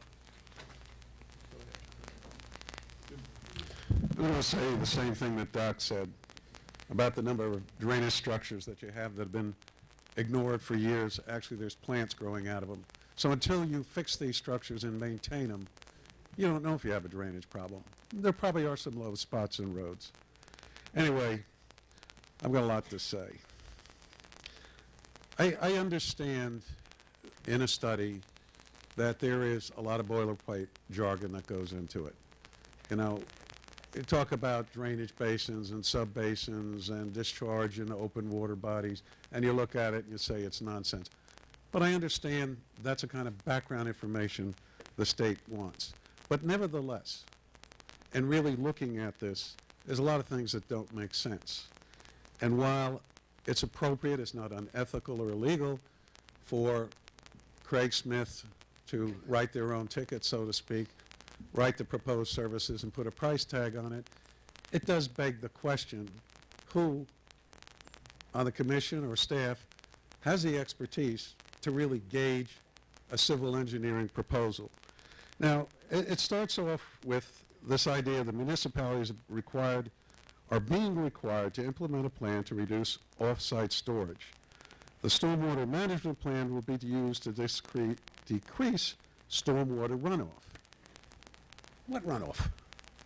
We're not running water over the railroad tracks. We're not running water into North Miami. And then, at the end of the proposal, it talks about setting up a stormwater infrastructure, pumping stations, piping systems, collection systems. To do what? If you can't discharge it, why are we going to spend money for pumping stations? The only municipality I know that has a pumping station or pumping stations is Miami Beach, that actually have their own.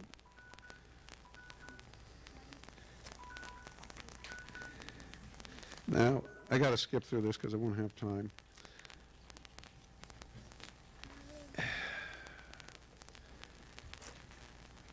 One of the things that doesn't seem to be realized in this, is we look at the roads, is one of the exclusions in the proposal is what the village is supposed to provide, which includes providing roadway maps and as-builts, including crown of road, edge of road elevation, swell grading, and typical cross-sections. Village to provide topographical maps of roadways and swales. Village to provide traffic count map. Village to provide signage and striping map. That's probably in excess of $100,000. So just say conservatively it's $75,000. So you have the $206,000 for the master plan, $75,000 for this information, say $5,000 for travel expenses or a lobbyist, duplication, and so forth. And you're really talking about $300,000. So you're not raising enough money to do this job and do it correctly.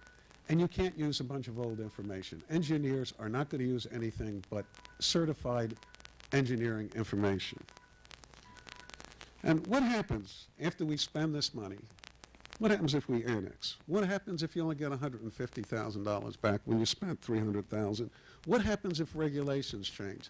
You know, the engineer made the statement that the drainage study would be good for 15 to 20 years. So he's going to guarantee that regulations never change?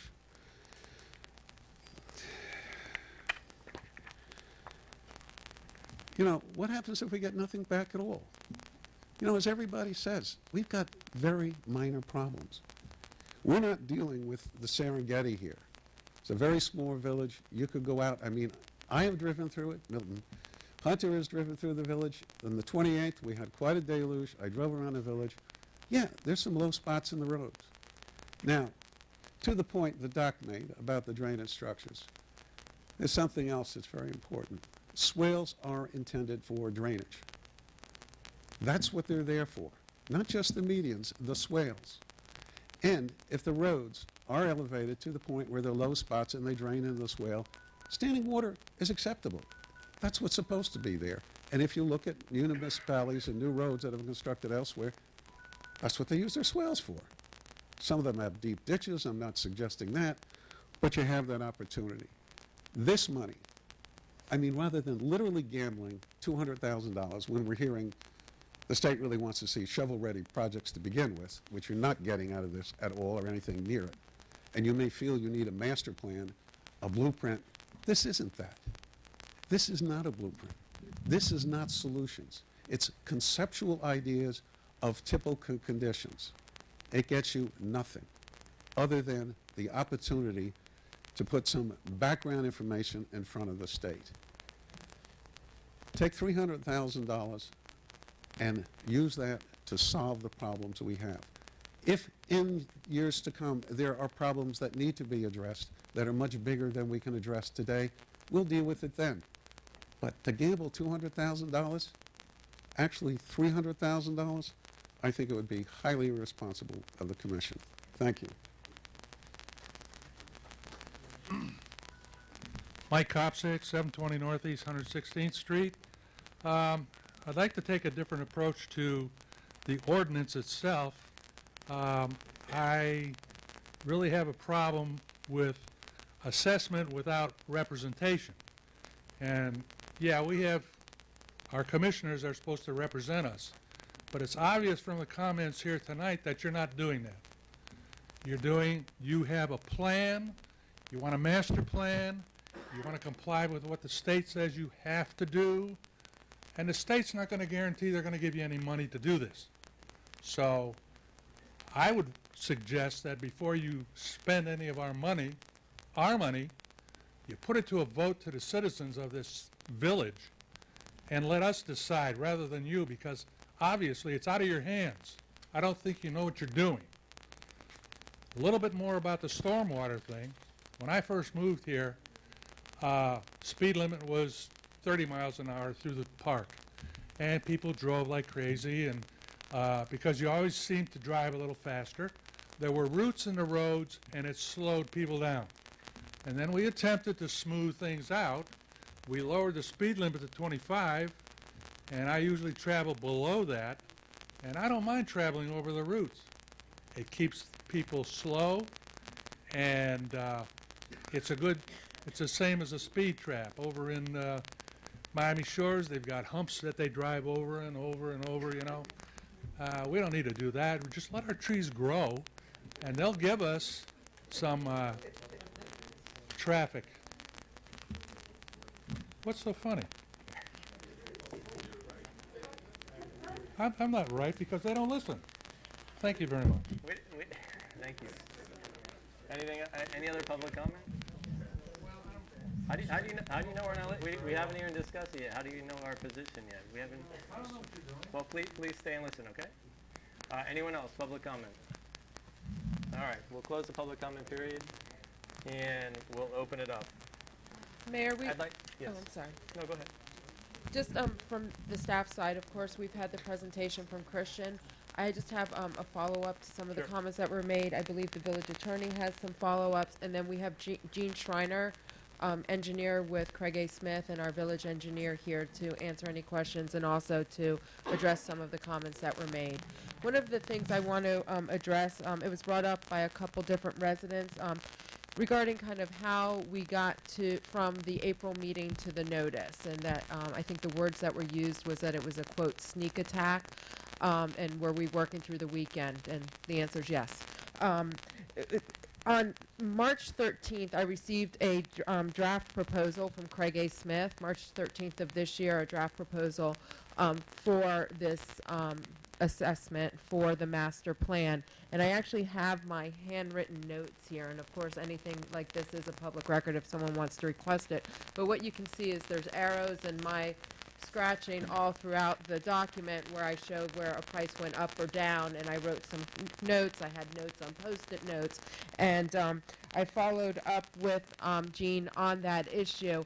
And at our April 7th meeting, it was the commission, I believe one of the commissioners requested that this discussion that we're having tonight about the actual setting of the assessment be moved up from the planned May 12th meeting to tonight, May 5th. And in order to do that, we kind of had to speed up some of our negotiations. So I have, referenced in my email on, the meeting was April 7th, and on April 8th, I sent an email over to Craig A. Smith. I think it was late in the afternoon, so I probably called Eugene, and you were in Tallahassee, I believe, at the time. I sent an email to his associate, Al, and said, I need to speak to you first thing tomorrow morning. And pretty much since that point, all the way up to April 14th, we talked about the price, and I shared with them, and I walked through all of my concerns about the price on the March 13th proposal. I got another draft from them on April 14th, and we were able to finalize it on the morning of April 15th, at which time on April 15th in the afternoon, the village clerk printed all the letters, staff sat around, stuffed on all the envelopes, and got everything in the mail to meet the 20-day time frame, which was required, which was moved up by the commission changing the date of the public hearing. So was this a sneak attack? No. Did we pull something out? Yes, we did. Did we work through the weekend and work back and forth to get this done? Yes, we did. So that's the process of how we got here today on that issue. I believe the village attorney is also going to address some concerns that were brought up about the language of the letter, and then Jean is here to address the methodology of what goes into a master plan. And Mayor, just briefly, the ordinance itself is to, as is stated, is to pay the cost, not only of the master plan, but also the cost of the repairs as it goes forward. And that obviously may be a multi-year project, but that's what the notice says, consistent with the law, consistent with your ordinance, is not just for the master plan, but also for the actual cost moving forward. I know that there's a lot of questions about whether this is a a one-time, a yearly fee, you know, how long is it going to last? So can you explain that? So this first year assessment, if this passes, is for just the master plan, and it's based on the cost of that master plan. Correct, and that's 1 year, and then at around this time or next year.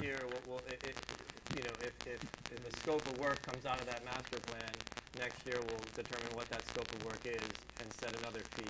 You'll set another fee, you'll see if there's any state grants, and then based on that, you'll decide to have no fee or whatever number fee that you feel is needed to make the repairs that you feel are urgent enough to do within that 1 year. Okay. There's no requirement at any 1 year to have that number be greater than zero. However, if you want to continue with your improvements, more than likely it will be obviously more than zero. Okay. Mayor, speaking to that, yesterday I met with the city manager.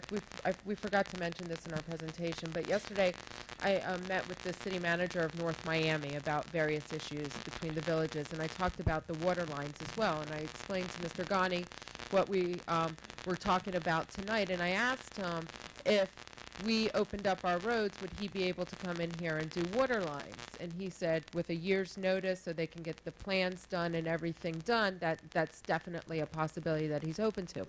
And then the conversation went on, and one of the things he talked about is that they did a master plan for their water lines, and they came up with a general schedule of when projects would take place, and it prioritizes those projects, and that's how they try to fund their capital projects. And I think that's a good analogy of what Mr. Hearn was just describing, whereas once a plan is done, the commission can then prioritize projects based on need and also do it in a way that the cost doesn't have this large impact back to the residents at any one time. So I just kind of wanted to share with you that North Miami is willing to come in when the roads are open. As long as they don't have to open and close the roads, there's a big savings to them, so they're willing to come in at that time and do that. Okay. We have Mr. All right, Schreiner great. here. Mr. Schreiner's here for questions, or is there an actual, I'd like to start the discussion unless. Why? I discuss anything you like. Okay, so he's here, he's available for questions. Thank you for being here, sir. Let me, I'd like to start out, this time. Did you have something? Before the discussion, I just wanted to point out that I received 3 emails, 2 explicit and 1 implicit, that were copied to Maria, or sent to Maria and copied to me, that asked that they be read at this commission meeting. All the emails were received and provided to everybody in the board. Yeah, but they Yeah, I specifically asked that they be read aloud. No, I understand what they're asking for, but it, you know, there's a stack of emails here, and I don't know that. But 3 of them did ask that We're they gonna be read. read. I think there was a, we I mean, have they're a matter of public record. The commission has reviewed them, so I think, I don't want to start that policy of reading We've emails. had that policy. But, well, you know what? I think it's going to get out of control if we have to read emails that people submit. But, all right, so let's start the discussion. Here, I want to start, here's where I'm at. I want to start with staff and Craig A. Smith and Mr. Schreiner. Staff, I don't want to put the blame on staff, and I don't want to disrespect you. I think that staff is taking our directive, the commission, and we directed them to push this forward so that we can make this year's tax rules. Okay, so they're doing their job according to what we're telling them to do. So the direction should be towards us, and the bottom line, you know, the buck stops with me. So I take responsibility for that and us. You know, your firm is an excellent, respected engineering firm. So my comments that are going to follow are not, you know, to downplay your firm and your qualifications, because I think you're an excellent firm. And I want to address what the reason why I was smirking when Gary spoke, and I don't mean to disrespect you, and I think you know me by now, is that you indicated that there was some type of intentional deceit that was taking place. And I think you know me that this is not intentional deceit. Gary, what I'm doing and what the commission is doing our best to improve this village. And we want to see this village shine, and we want to see it be a better village. So our intentions are good intentions, not deceitful or intentional. Okay, so that's the reason why I smirked when you said that. With that said, I also am able to admit when I make mistakes. And I don't think that this, with the sanitation, I think staff did a tremendous job, and we all did a tremendous job on getting the word out and having workshops and having a discussion. And I think that's healthy. And so what I'd like to see is have this particular proposal go that route and have more discussion. Again, I admit when we make mistakes, and I think that there hasn't been enough discussion about this proposal, and people obviously aren't aware of it and what it is. So I do think that we need to address our infrastructure. We do need to fix our roads. We do need to address drainage. Maybe it's not as severe as the report sets it forth as, but there are issues, and I think we no longer could put Band-Aids on them. But do I think that it needs to be done right away in this year? I think that if we wait a year, because we have a deadline, and either we pass it tonight or we have to wait a year and pass it next year. So I think by waiting a year is not going to hurt us. I think it will engage the public. Perhaps we can talk about the scope of the master plan. Maybe the master plan is too broad for us. Maybe we should get down and look at each provision and determine what we want to accomplish and what we don't want to accomplish. And that will come out in a public discussion, a workshop, like I said. I think, too, again, no disrespect to you, sir, but I think a project of this magnitude, I think it should go out for an RFP. And I understand there was an RFP and your firm was successful in that RFP, but I think this is a broader project that warrants its own RFP. So I would like to see that. And I understand that you submitted a proposal already, and so I don't want to put you at a disadvantage, but I really think that after we have all this discussion and this public input, the scope of the proposal is going to be so dramatically different that it's not going to impact your ability to submit a proposal again.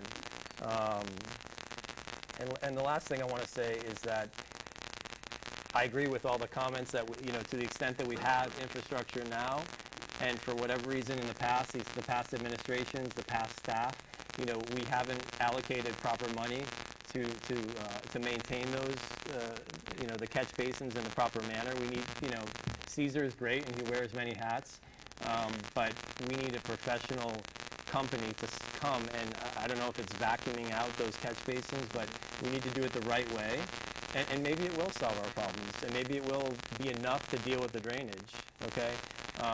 But, again, the roads is a different issue, and we'll need to address that as well. So that's where I'm at. I'm not comfortable moving forward. I don't blame staff. I don't blame Craig A. Smith for the proposal. But I think we need to do a better. I blame myself and not getting the word out and trying to accomplish too much too quick for the village. I want dearly to make this a better place, and I think we're on the right track. But if we're moving too fast, we're moving too fast, and we'll take a step back. All right, so I won't be supporting it tonight, but I will be supporting the enabling legislation, which will allow us to revisit it next year. So, open it up. If you could indulge me, the commission could indulge me, since I've been on the commission for a lot of years. Going back approximately 16 years ago, we had a different form of government. Commissions were headed up each department. At that time, I was your Public Works Commissioner. And from the time I lived here until I was elected and got into that department, I saw no cleaning of any of the drains. So the first thing I asked the Public Works employees is, where are the drains? Do you have a map? No, no map. We know where some of them are, but we don't know where they were all at. So one of the things they were tasked is to go find the drains, take a look at them. Then, once we had a map of where the drains are, we decided to go ahead and have a company come in. Well, first of all, they hand cleaned out the catch basins, which obviously, if the catch basin is full of dirt, that dirt is traveling down, whether it's a French drain or we have a number of deep wells that they drain into. They don't have a dry well. So, to clean those. So we had a company come in. We checked with different companies. One company came in that professionally uses high-pressure water for cleaning them. That's what we were told. This is what we needed. So that company came in, did their job. Then about 6 months later, we checked with other companies and had a recommendation we need to go ahead and have the vacuuming. So what we did is about every 6 months we had a company come in and vacuum in all of the drainage areas. And in between that time, the employees were looking at those catch basins and making sure that they weren't filled up with mud. Now what we never did back at that time was to go ahead and make sure the flow rates were right, to hire a company to check the flow rates. On the roads, we did basically the same thing. We hired a company, paving company, to come in, give us a couple of them, give us estimates of what they would charge to go ahead and repair the edges of the roads that were crumbling. We had prices and we had that done. Also too, a lot of people don't realize, back at that time, you had pavement came down on 9th right here in front of the recreation center. That pavement actually stopped at the entrance coming into here. From there on, it was oiled dirt. We finished that paving. On the root problem, we had a major root problem of the pavement was being torn up. And that's over on 11th, just east of 7th Avenue on 119th Street. We had the roots removed, repaved in there, and we were going to go ahead and start on the other side. Now, because of the form of government, election cycles, I was put into a different department. The commissioner that was put into that department made their budget look really nice. They did no maintenance, reduced their budget. Later on, Doc Morris got in. Well, he was a little bit smarter than the previous person, and he started that program again. Then when Doc Morris got out, that program went away. When we finally got to a manager form of government, the first manager, I was urging our first manager, we need to have a dedicated funding source for maintaining what we have. Nothing, no traction. Second manager, I brought it up. No traction. I was excited when I saw that we're finally going to go ahead and have an assessment for a dedicated funding source. I thought it was for maintenance. I had no idea that it morphed into what it did to. I do not support this at all. I support maintenance. Let's fix what we have, and then we can take a look, do we have other problems? But we can start fixing what we have. Because we haven't done any maintenance on things for so many years, doesn't mean that we've got to have a survey to go ahead and tell us that we're supposed to be fixing what we should have been fixing all along.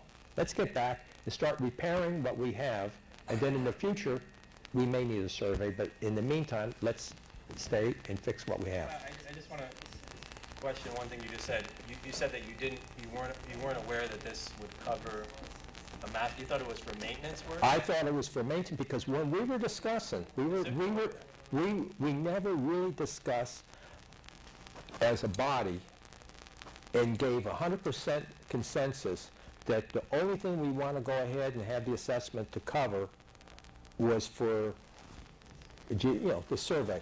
But I think, is there a disconnect between you and and staff? Because, I mean, this has been on the table as a master plan, and I've met with the manager and Christian to discuss it. So I've said that I've been against the master plan. Last month, we weren't discussing that it is only going to be for a master plan. For a master plan?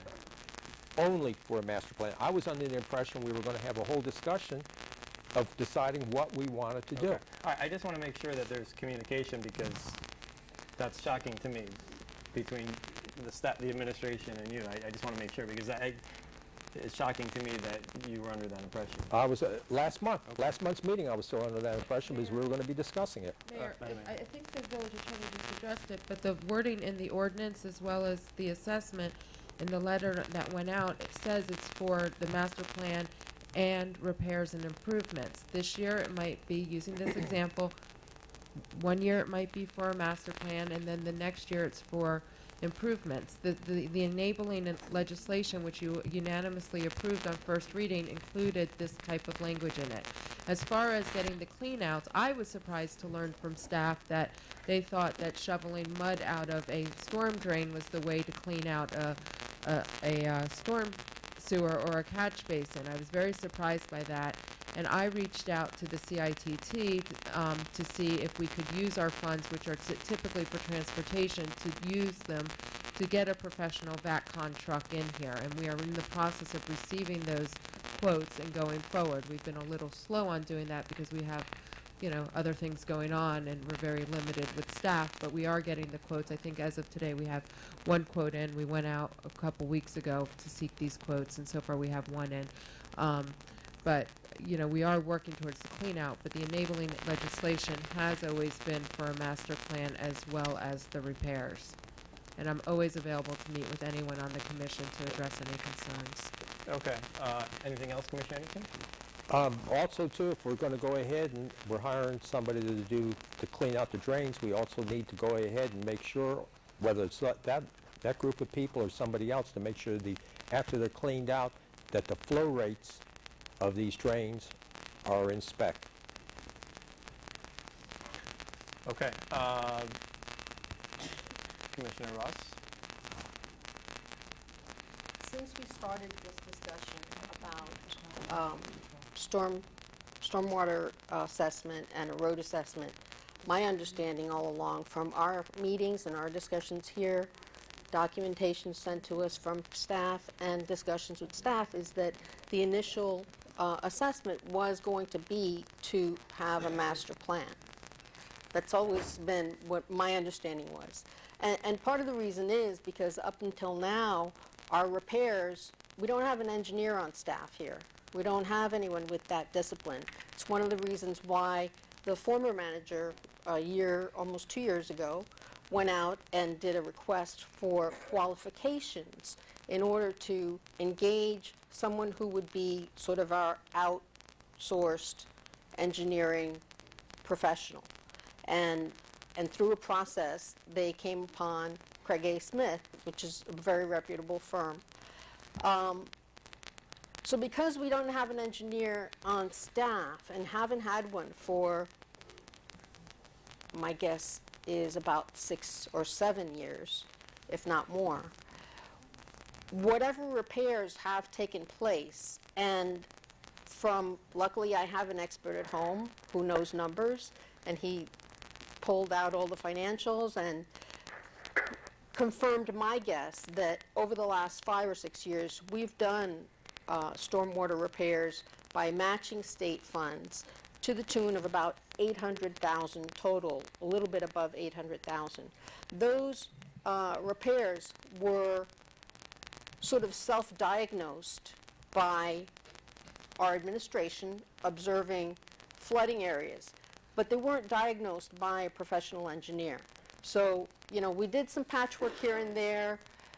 We engaged 4 different companies, 2 engineering companies and 2 actual construction companies to do the work. And what you get from that is kind of a mishmash of patchwork, which sometimes will lack accountability. And in fact, one of those repair works that were done, that was done with that $800,000, over like a year and a half after it was done, it failed. And then we had to engage someone to do the repair of the repair. That was Craig A. Smith, who came and helped us with that issue. But what I'm getting at is that if we have lay people here making decisions with the council of very able administrative people, but they're not engineers. And so we're asking, you know, we're asking them to overreach what they were actually hired to do for us. And then we're making decisions based on less than a professional recommendation with the required discipline. And this is the reason why I think we do need that master plan. It's one reason why. Another reason why is the contributing funds from the state. Yes, we have gotten money in the past. We got 400 of that, about $800,000. But the state has been very, you know, it's been closing its fists more and more.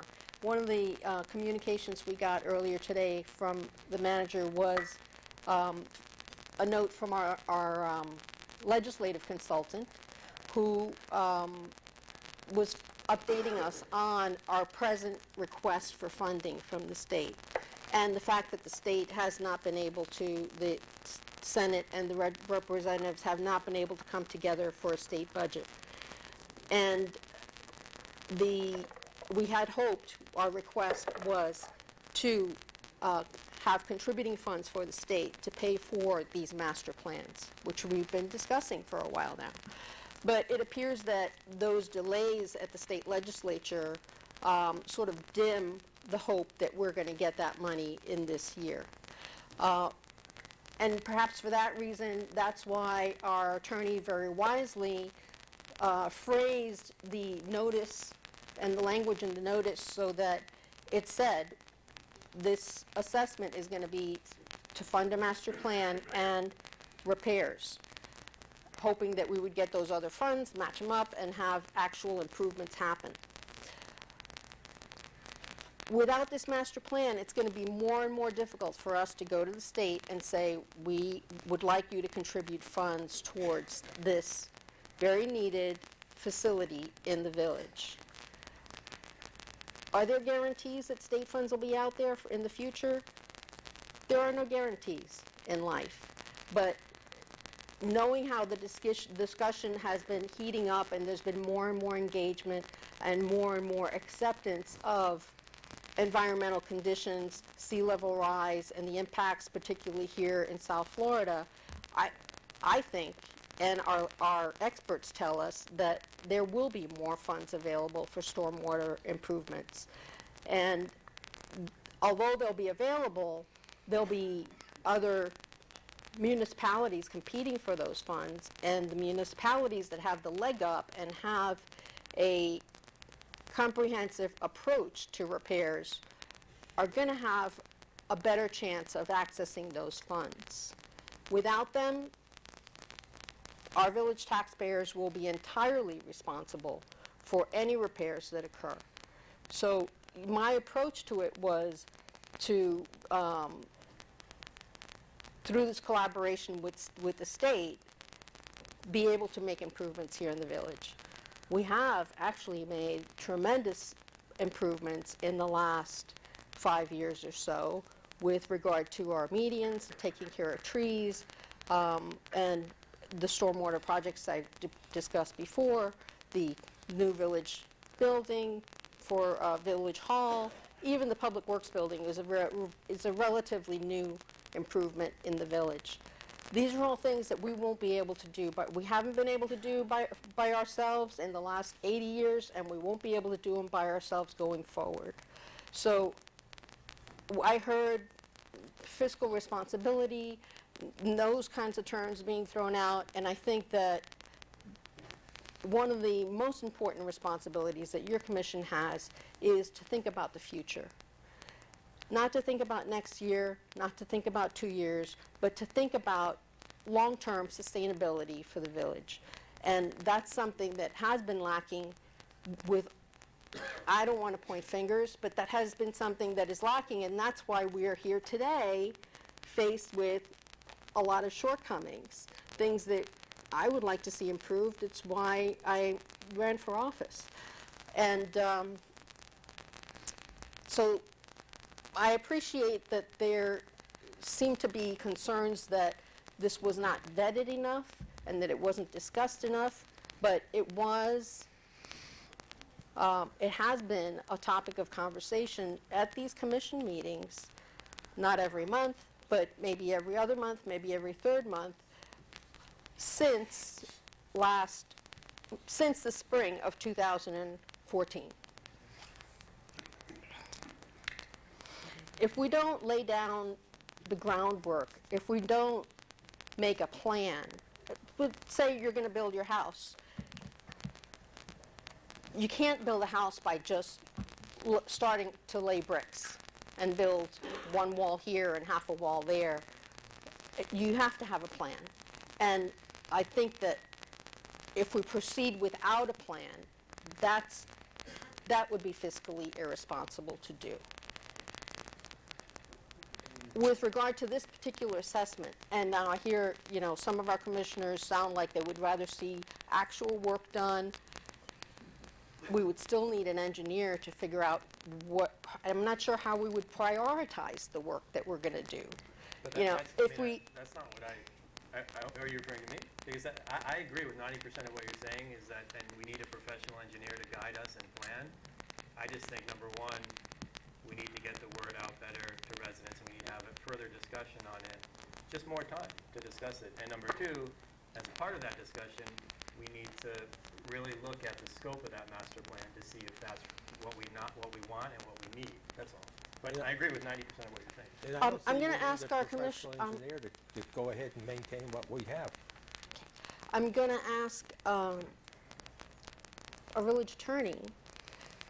My understanding is that when you have an assessment, a special assessment as these are, that if we're going to have a special assessment on all of the parcels or all of the folios in the village, then there has to be a correlation of improvement to all of the parcels.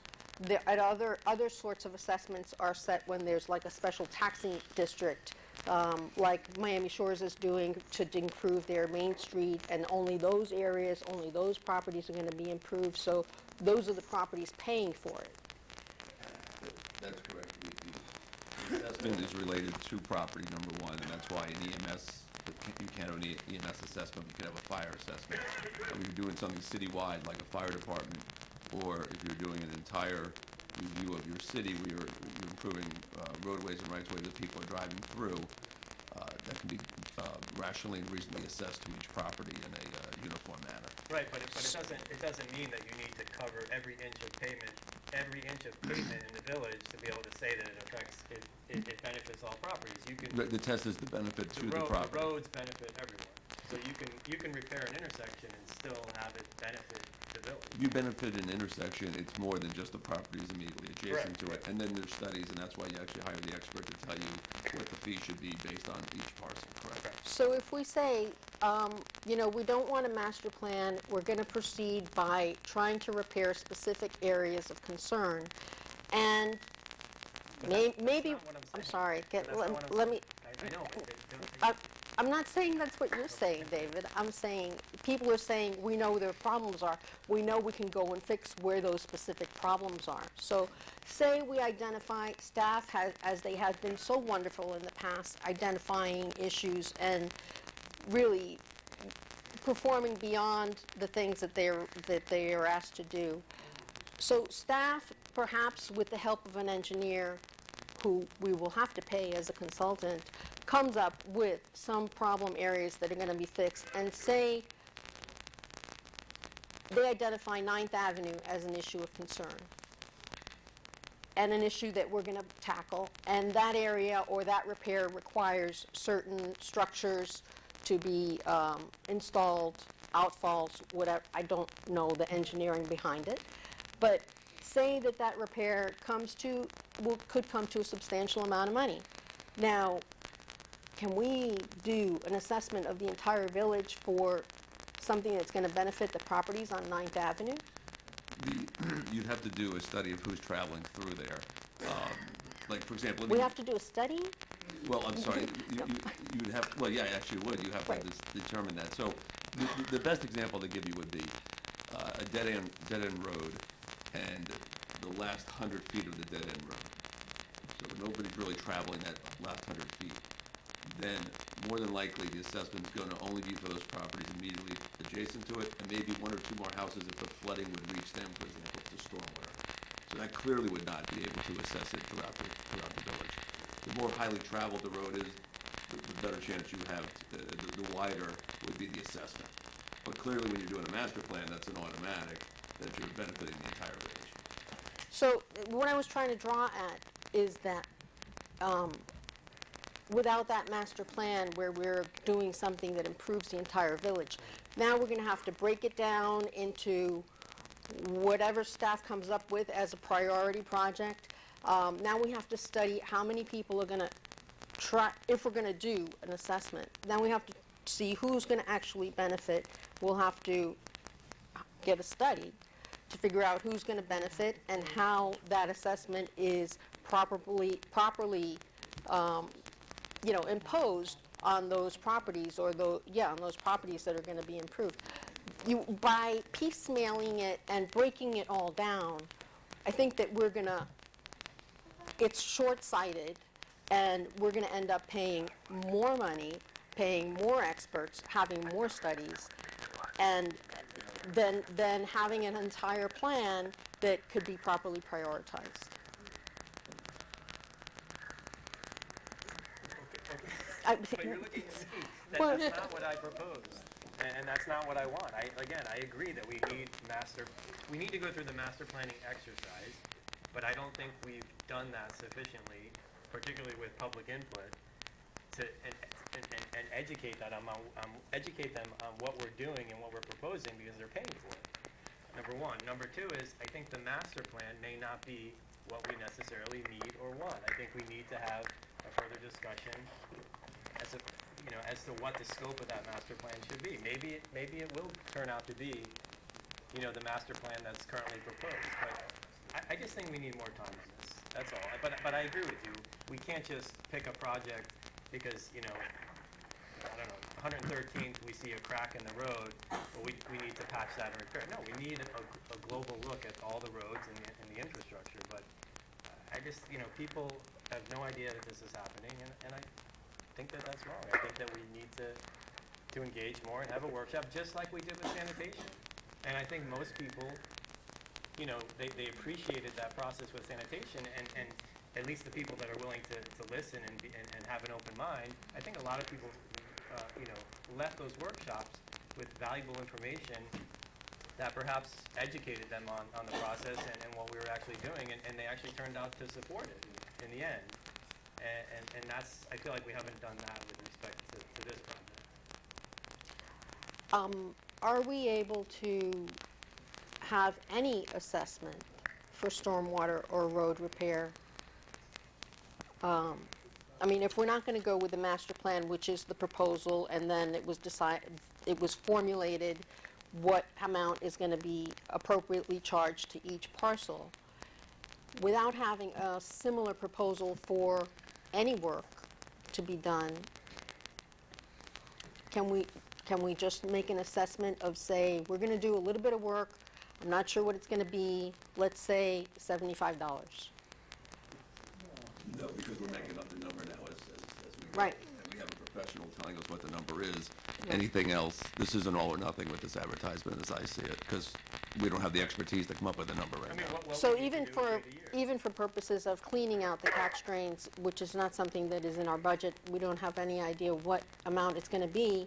And let me go back to, we haven't been maintaining or cleaning or even knew that that was an issue that we needed to manage, because we don't have engineering staff on board to tell us what are the kinds of things that cities need to do to maintain their streets. I mean, it's a bit of a challenge when we don't have those experts that we can call because we don't have them on staff. And then, although we've contracted with Craig Smith to be our outsourced engineer, we're not calling on them. When they give us a proposal, we don't like the price. We want to go with someone else. You know, it's like a catch-22. You're never going to be able to get to a place where we're going to actually have the expert advice and the correct advice and have someone accountable when we come up with a problem. I mean, maybe you can speak to this and educate us. We have these catch basins, okay? And so I don't know that we need an engineer to tell us that you need to maintain and clean these out periodically. Is it similar to a septic tank if you, at a residential house? You just hire a company and do they clean it by vacuuming out? I mean, what is the process to clean those? Yeah, there's companies that come in, they'll vac out the catch basins, and they'll try to, like he said, pressure clean or suck out any material that's in the leach fields. The problem with the exfiltration trenches, sometimes they get full of silt or organic material, and sometimes you almost have to dig them up to repair them. The reason why, first of all, let me explain something.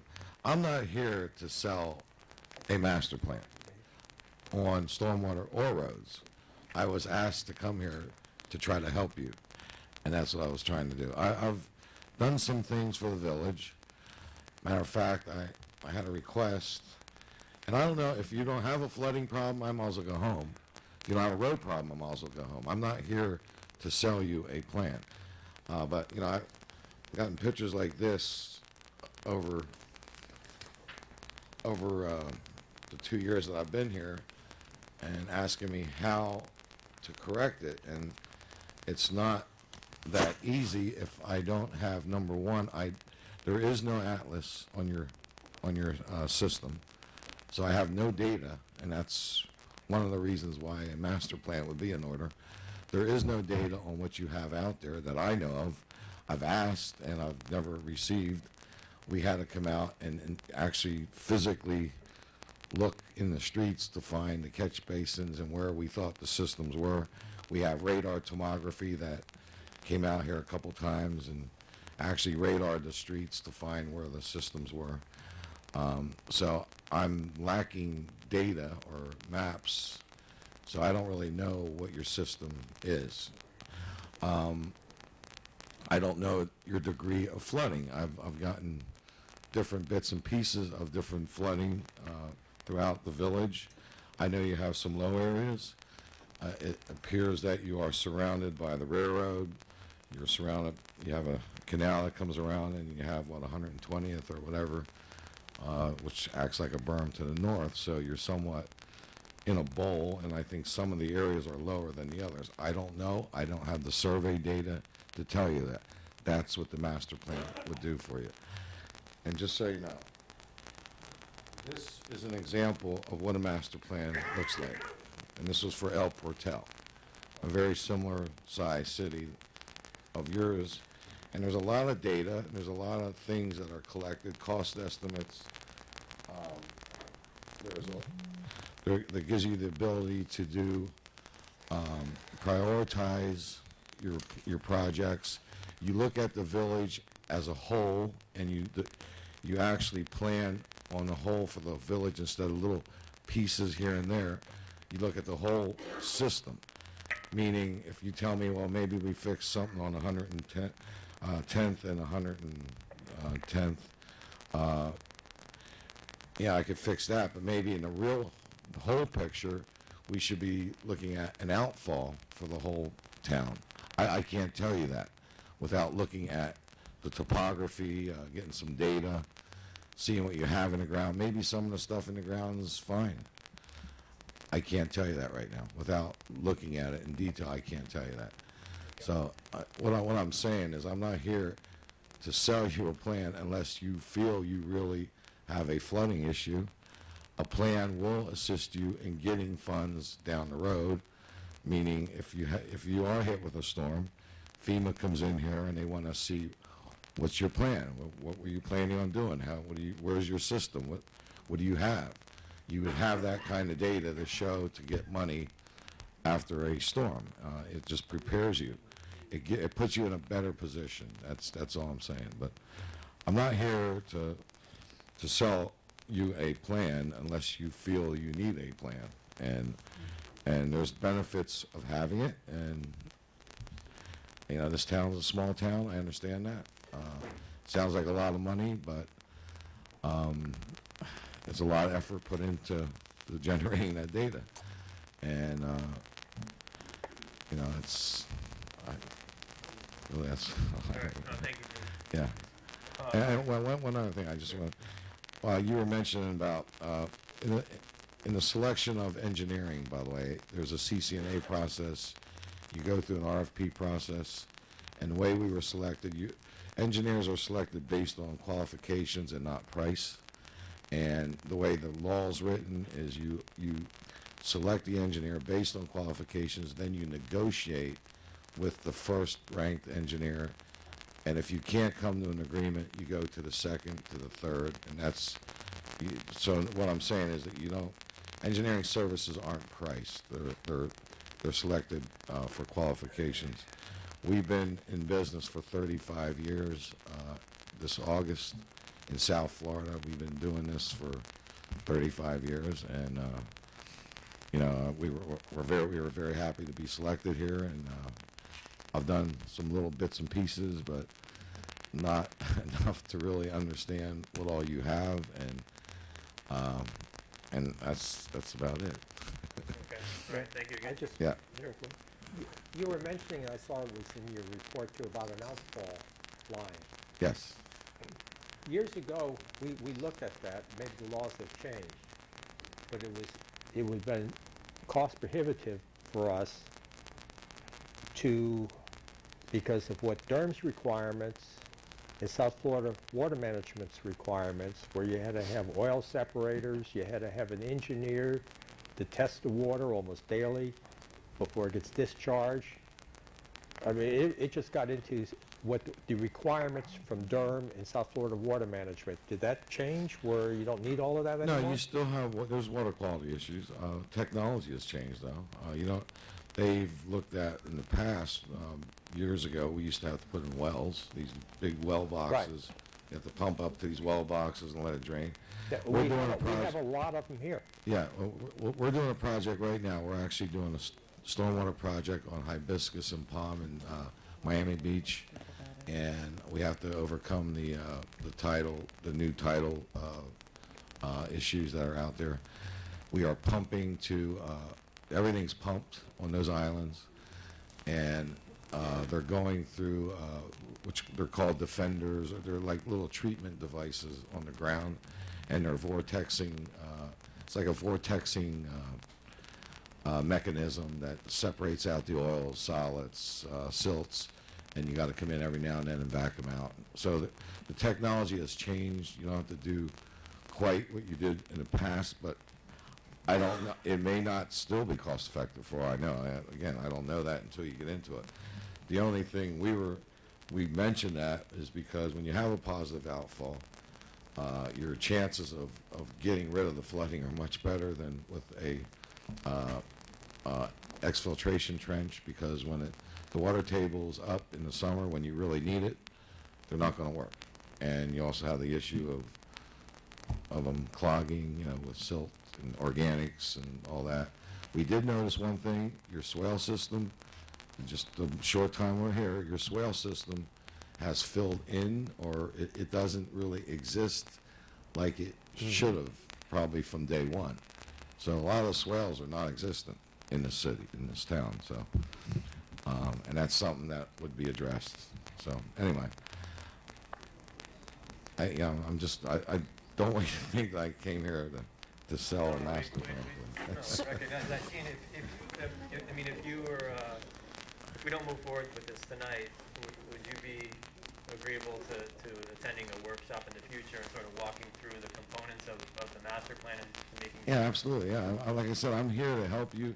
If you feel you have a flooding issue, and you know, I hear some of the residents, and maybe you're in Florida, okay? There are going to be some low areas. We're going to get deluges, and water's going to sit. If it goes away within 7, 8 hours or 12 hours, you're in good shape. If it sticks around for a day or so, you're not. So I mean, that's pretty much the way Florida is. You're in Florida. You can't get around that. And I know you have high areas, and I know you have low areas. So, and I think you need some data to show that. I would like to see an atlas of what you have in the ground today. Like you said, you have 80 structures. I didn't know that. I really didn't know that. I was here, and nobody could produce any maps. Doesn't exist. Okay. Well, I didn't know that. Sorry. Gene, thank you. Yes, thank you very much. Yeah, I'll help you. Anything you want, I'll help you out. I appreciate that. Commissioner Jonas, anything? Can you hear me? Yeah, I can hear you. Can you hear me okay? Yep. Yeah. Yeah, a few things. We have all heard feedback about this issue, and I think much of it has been essentially negative. Some of it has been, we don't need this task done. We're talking, by the way, here about the roads or the drainage? Both. Both. One of the pieces of feedback has been that we don't need it done. Another has been that if it needs to be done, we shouldn't be the ones to have to do it. The state should pay for this for us. Another piece of feedback is if we have to get a plan for how to do this, then we shouldn't have to pay for the plan, or perhaps we don't even need a plan. Another piece of feedback is if we do need a plan and we do have to pay for it, we shouldn't have to pay this much. And I have to say, I really essentially reject most of those kinds of arguments. I think they are not forward-thinking arguments. As you were saying before, it's really a matter of looking for the best in the neighborhood. And I think it's the job of any municipality, certainly ours, and the job of us as the elected officials in it at the moment, really to make the municipality the best it can be, to improve it, to look after all of its features. I'm also somewhat concerned about approaches that sound like the answer is always no, so what's the question? Or the people who say, well, I wasn't ready, I hadn't heard about that yet, I'm not sure. And again, I think this sort of reflects something that we have seen in other contexts and other ways. It occasionally gets described as paralysis by analysis, and it really comes from some sort of a resistance or a refusal to do anything. And I really think that that's a big mistake. One of the things that somebody said, and I've really only heard one person say it, is that if we need this project done, the roads/drainage project, then it shouldn't be our highest priority, but something else should. And the something else that one person specified was that we ought to attend to the water mains and the water pipes. The problem there for me is that the water pipes are not our issue.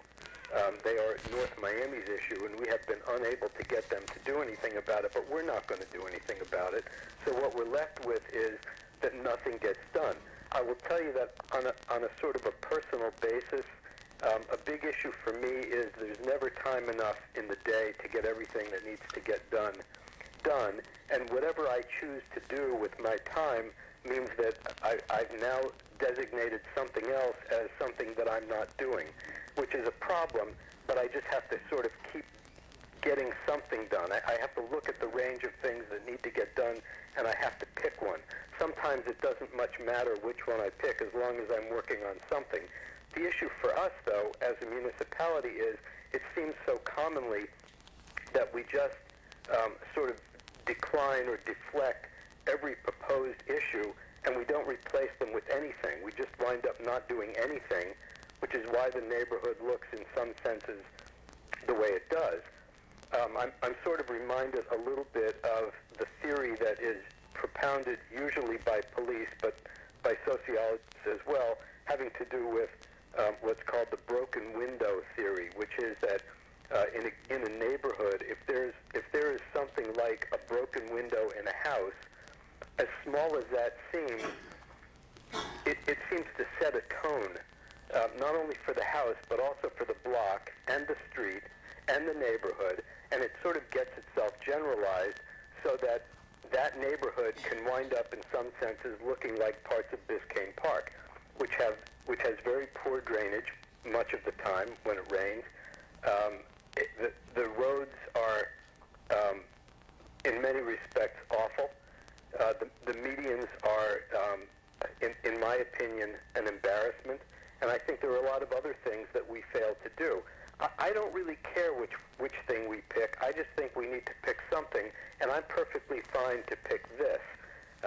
If you were to propose, as you did, that we wait a year, I wouldn't particularly argue with you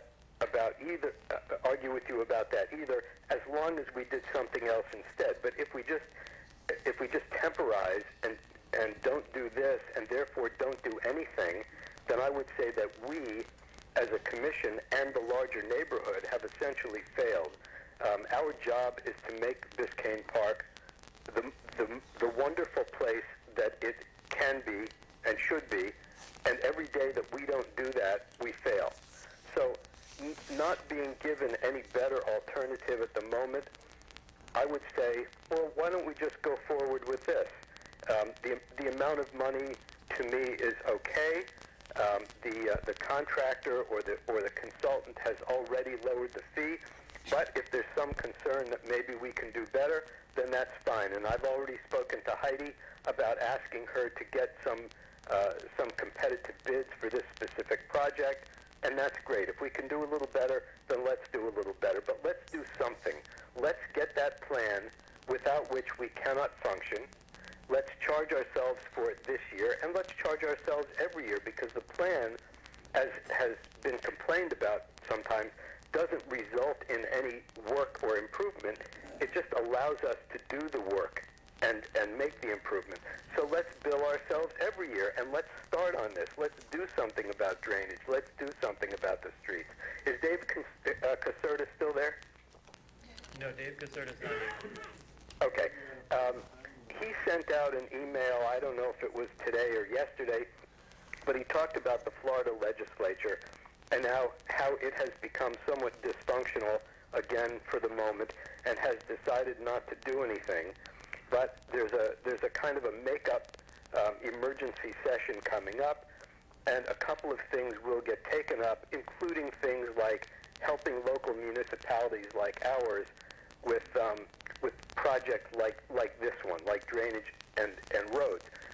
But he pointed out it would make a difference to the state legislature if we had shown some sense of equity ourselves like by even commissioning a study. And I think that's what we should do. We should commission the study, and that's for now. That's for this year. And every year we will assess ourselves more so we can actually do the work. That's the goal. The goal is to improve the neighborhood. And every excuse we find not to do that or to wait until some other time is simply a failure to be a proper community. So I don't vote for us to be that failure. As I said, if there's some proposal to do some other specific thing first and instead and now, then I will certainly get behind that. But what I will not get behind is, let's not do anything yet, let's wait another year, and then maybe we'll think of doing something. There will always be people who will say, no, I don't want to, I'm not ready, I didn't know about it, I don't want to spend the money. And it's not our job to accommodate that, at least in my opinion. Okay, thank you. Commissioner Watts. Sorry, I've been waiting, but I'll try to keep this short, and I will. I would like to, I think that we should take the comments and thoughts of our residents to heart, and I thank you, Mayor, for having done so on this issue. I think that I've learned a lot from those of you who have contacted me, especially Barbara Kuehl and Tracy Trutman, and I think that we do. I don't feel that I can support this at this time because I think that there's no guarantee for a return on overinvestment. And I think that we need to hear more from the community, get their thoughts and about this plan. I realized that we were asking for, talking about a master plan. I didn't realize that it would be so grandiose in scope. And I think some of the comments that some of you made, and I think your firm has done wonderful work for us, so I just want you to know that. But I think that some of the suggestions as to putting bids out to identify the programs, problems, doing a 2 to 3 year, doing a Fred? Clear my mute. Fred? Is it possible to move it over a little bit that way? Yeah, Fred, we can hear you. Sorry. It's all right. I question the idea that targeting some specific places and having a 2 to 3 year plan with the places that we know are problems is necessarily a Band-Aid approach. I think we can have a smaller scope of a master plan that might be more within our means. And indeed, as Tracy said, we are not Sweetwater, we are not Miami Beach. We don't have those types of the certain kinds of problems against municipalities that we'll be competing with for state funds. So I do think that we should have a workshop, get more of the input from the community so there's more of a consensus so this doesn't become an issue like the sanitation issue. And so I think that we really need to just step back. And that's not that I don't want progress, and I don't want us to be challenged and take on challenging projects, but I don't see the immediacy of this particular one in pushing this through when so many people, even those who did not write and did not attend this meeting, and so many people that I've talked with are upset over it. Okay, just 2 additional comments, and then you have additional thoughts.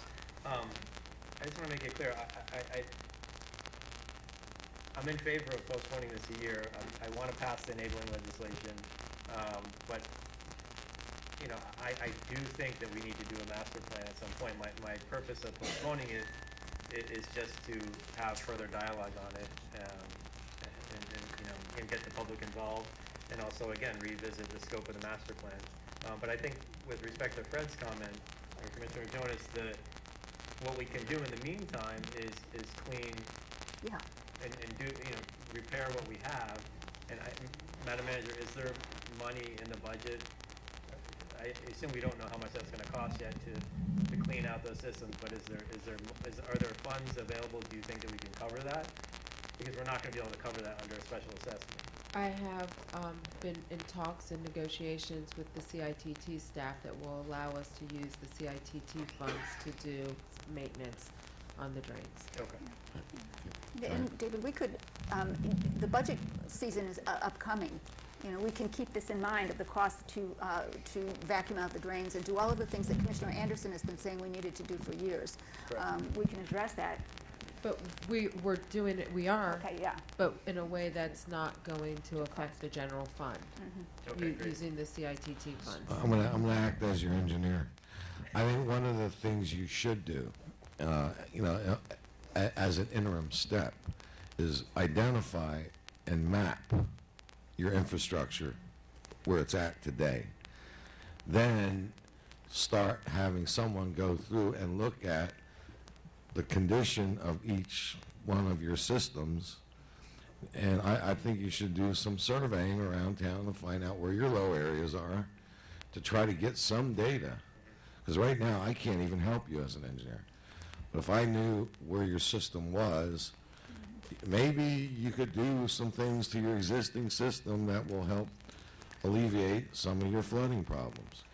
Maybe you have some very low areas that need to be fixed. So you need data right now. You need to find out where your existing system is. Somebody needs to get out there and map it. And I think you need to do a little surveying work. And that could be an interim step to a final master plan in the end, But anyway, that's thank you. just a comment. Commissioner Ross.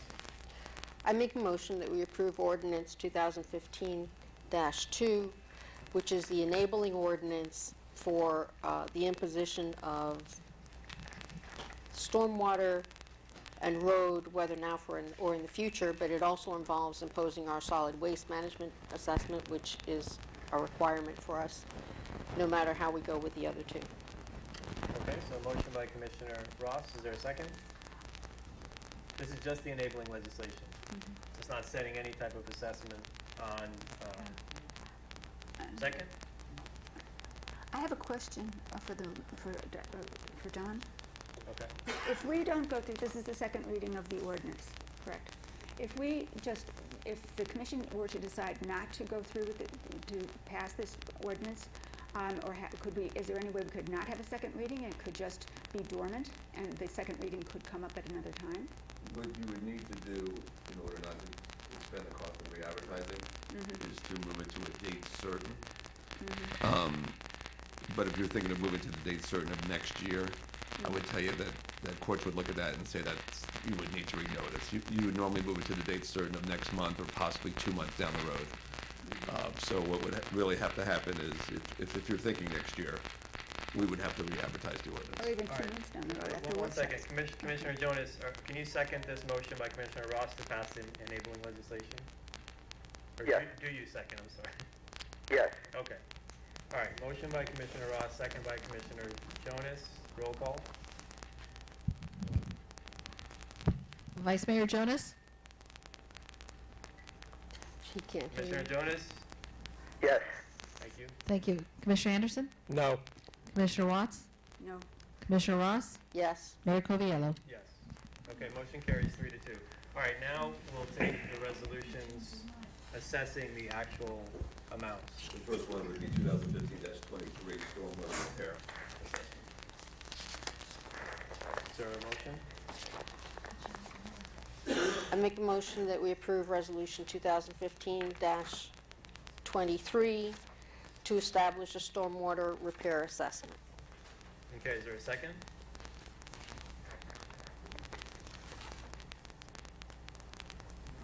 Hearing none. Commissioner Jonas, can you hear? Can you hear me? I could hear you, but not the person who spoke before you. Commissioner Ross made a motion to approve the resolution 2015-23 approving the stormwater repair assessment. Second. Okay. Motion by Commissioner Ross, second by Commissioner Jonas. Do we have to do a roll call? Or? You don't have to, but certainly. Okay, why don't we do a roll call? Commissioner Watts? No. Commissioner Ross? Yes. Vice Mayor Jonas? How do you vote? Fred, do you vote? Yes.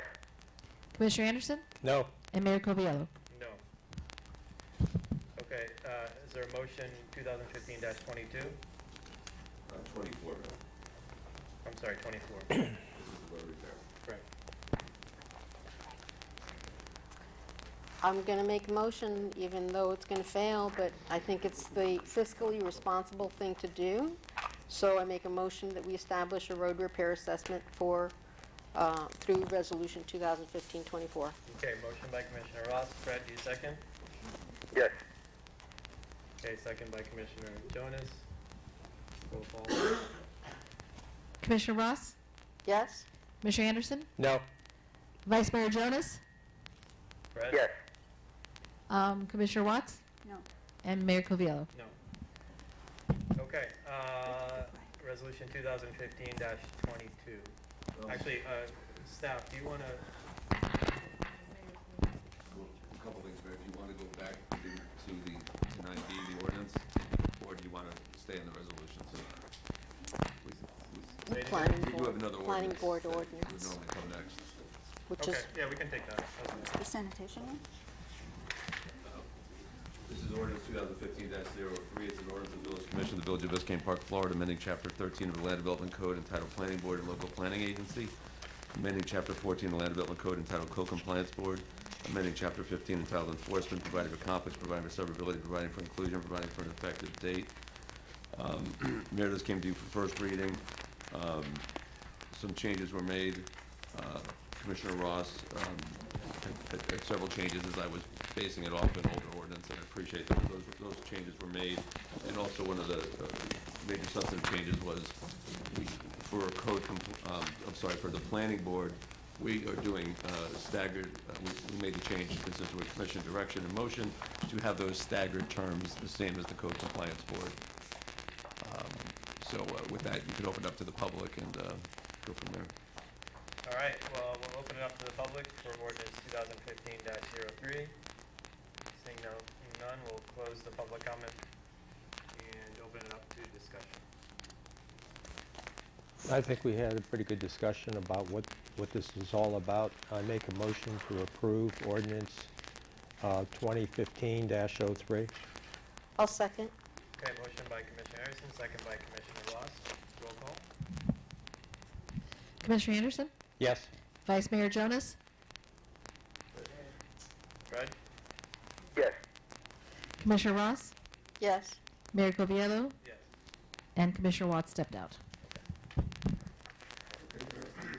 Next up would be Resolution 2015-22. This is also going to be a public hearing. That's a resolution of the Village Commission of the Village of Biscayne Park, Florida, establishing the annual waste fee assessment for the Village of Biscayne Park, Florida, for the fiscal year beginning October 1st, 2015, providing for severability, providing for inclusion, and providing for an effective date. I make a motion that we Open approve. it up to the public.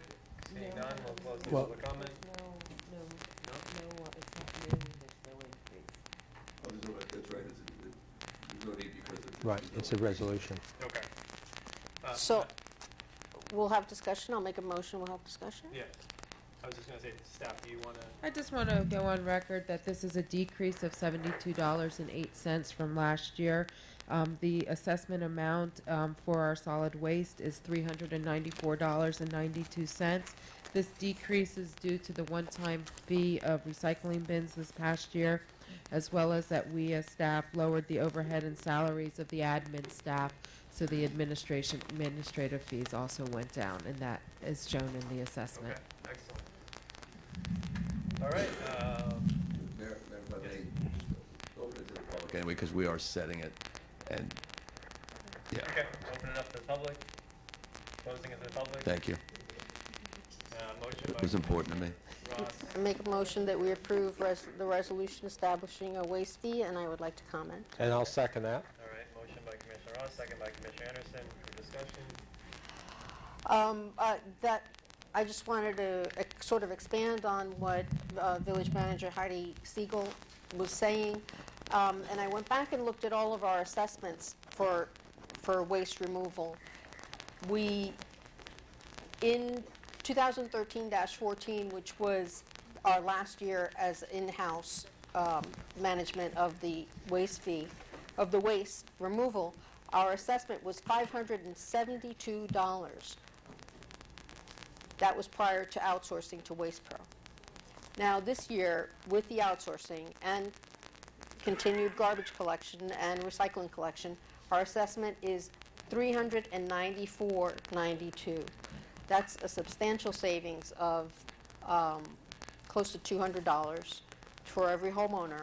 And I would hope that we could use that money to continue to improve the village. Be part of the discussion. Thank you. Okay.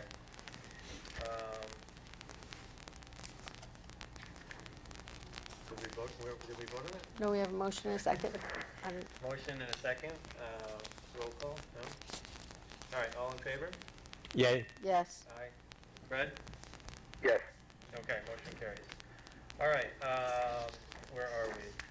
Why don't we go to, I know we have one item that pulled from the consent, but let's go to 10D and 10E. 10D, yes, 10D and 10E. These are board appointments. Yes, Commissioners, on your, Mayor and Commissioners, on your desk are the ballots. One is for planning and zoning, and the other is for code compliance. All of the board appointment applications have been provided to you in your packet. Okay, so we're going to circle, I have two questions. Well, First, since Commissioner Watts is not here, I think we should give her an opportunity. Maybe we should take a short break and give her an opportunity to come back. yeah, did she just step out, or do we know?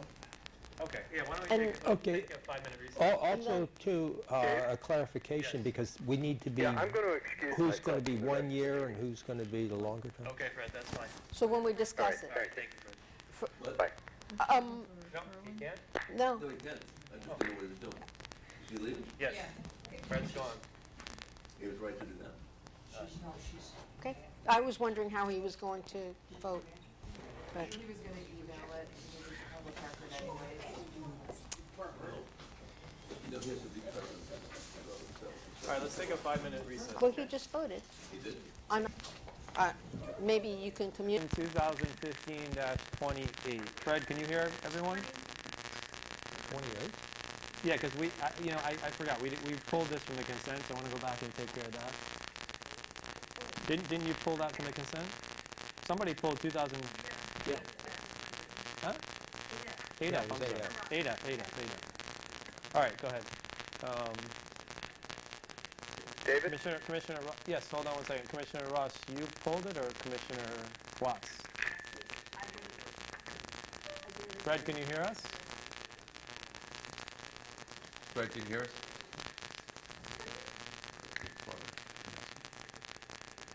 Fred, can you hear us? Yeah, the phone has been moved and I can't hear Dave anymore.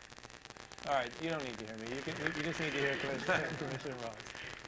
I think he needs to hear all of the discussion, so I'm not sure. Move it as you speak, maybe. Okay, how about putting it between Commissioner Ross and the mayor? I swear, I think a cell phone speaker. Okay. All right, Fred. Yep. Okay, now I can hear you. Okay. All right, so Commissioner Ross and Commissioner Watts pulled 2015-28. Yes, please. This is a resolution of the Village Commission of the Village of Biscayne Park, Florida, terminating the professional services agreement with the Nonprofit Assistance Center, Inc., directing the village clerk to transmit this resolution to the Nonprofit Assistance Center, Inc. as a notice of termination of professional service agreement, providing for an effective date. Okay, I pulled this resolution which terminates the services of our outsourced finance director because I have concerns and want to have assurances that all of the pieces are in place in order to have appropriate coverage of finance and oversight of those operations. And I felt uncomfortable terminating without having the replacement pieces in place. Okay. Commissioner Watts, did you want to speak as well since you also pulled it? I didn't have to pull it. But I think that I just question the timing of this particular decision, and I think that maybe this is not the best of timing. We might wait a couple of months after all the contract is, I think it's up in September. And we've received assurances that some things can be done. If we hire someone new right now when we're in the middle of an audit and so many other things, that person will have to, it'll take some time for that person to be on board and get to know the Village of Biscayne Park. And our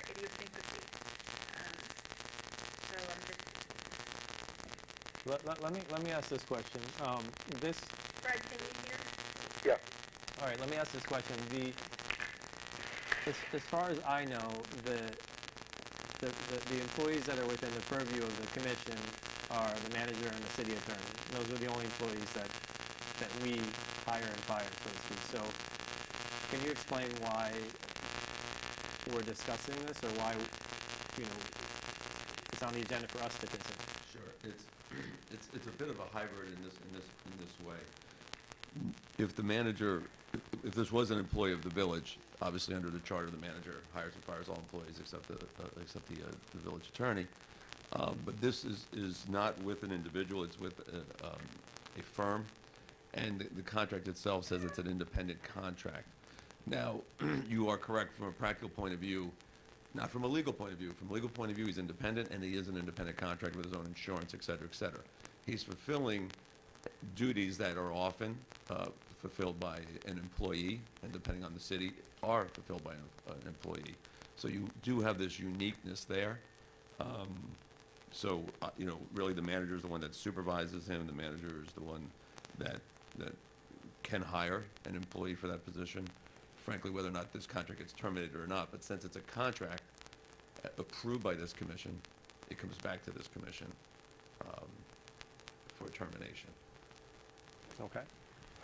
What we're discussing is not the person, we're discussing the contract. Correct. And my concern, and I think Commissioner Ross brought up, is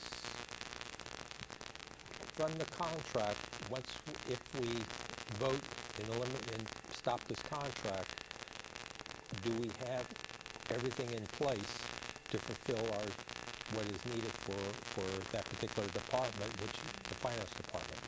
Okay, Madam Manager. I want to preface this conversation with that as someone who's been in management for the last 15 years, I think, 12, 13, 14, 15 years. This is probably one of the hardest decisions that I've had to make, and it has to do with the timing. It doesn't feel good, and it's not my proudest moment, but what I'm doing is looking out for the village. So moving forward to address Commissioner Ross's concerns that all of the pieces are in place, an individual has been identified. And this would be a new business model for the finance function of the village, at least under my direction. Whether this had been similar in the past, I'm not referring to that or not. But what I really believe we need is daily support within our office at a higher level of the previous daily support that we had. It just wasn't the right model that we had. We need someone who can access all aspects of our funds and our budget and be able to assist all of the departments at all times on a day-to-day basis. The model we have now is that person is approximately 8 hours a week. About 6 of those are in the office. The rest are through emails or telephonic. I'm often put in a very uncomfortable middle position where the employees are frustrated because they're not getting the information they need, and I'm having to go back and kind of try to get that information for them and back and forth. The responsiveness is probably my #1 concern. So I've identified someone who will operate at a higher level than what we previously had full-time in the office, but at a lower salary than what we are paying this company to perform that task. And then with that person, the person would then assess if they needed some bookkeeping help, very part-time bookkeeping help, someone to perhaps cut the checks or input payroll, or whether this person feels like this is something they could take on themselves.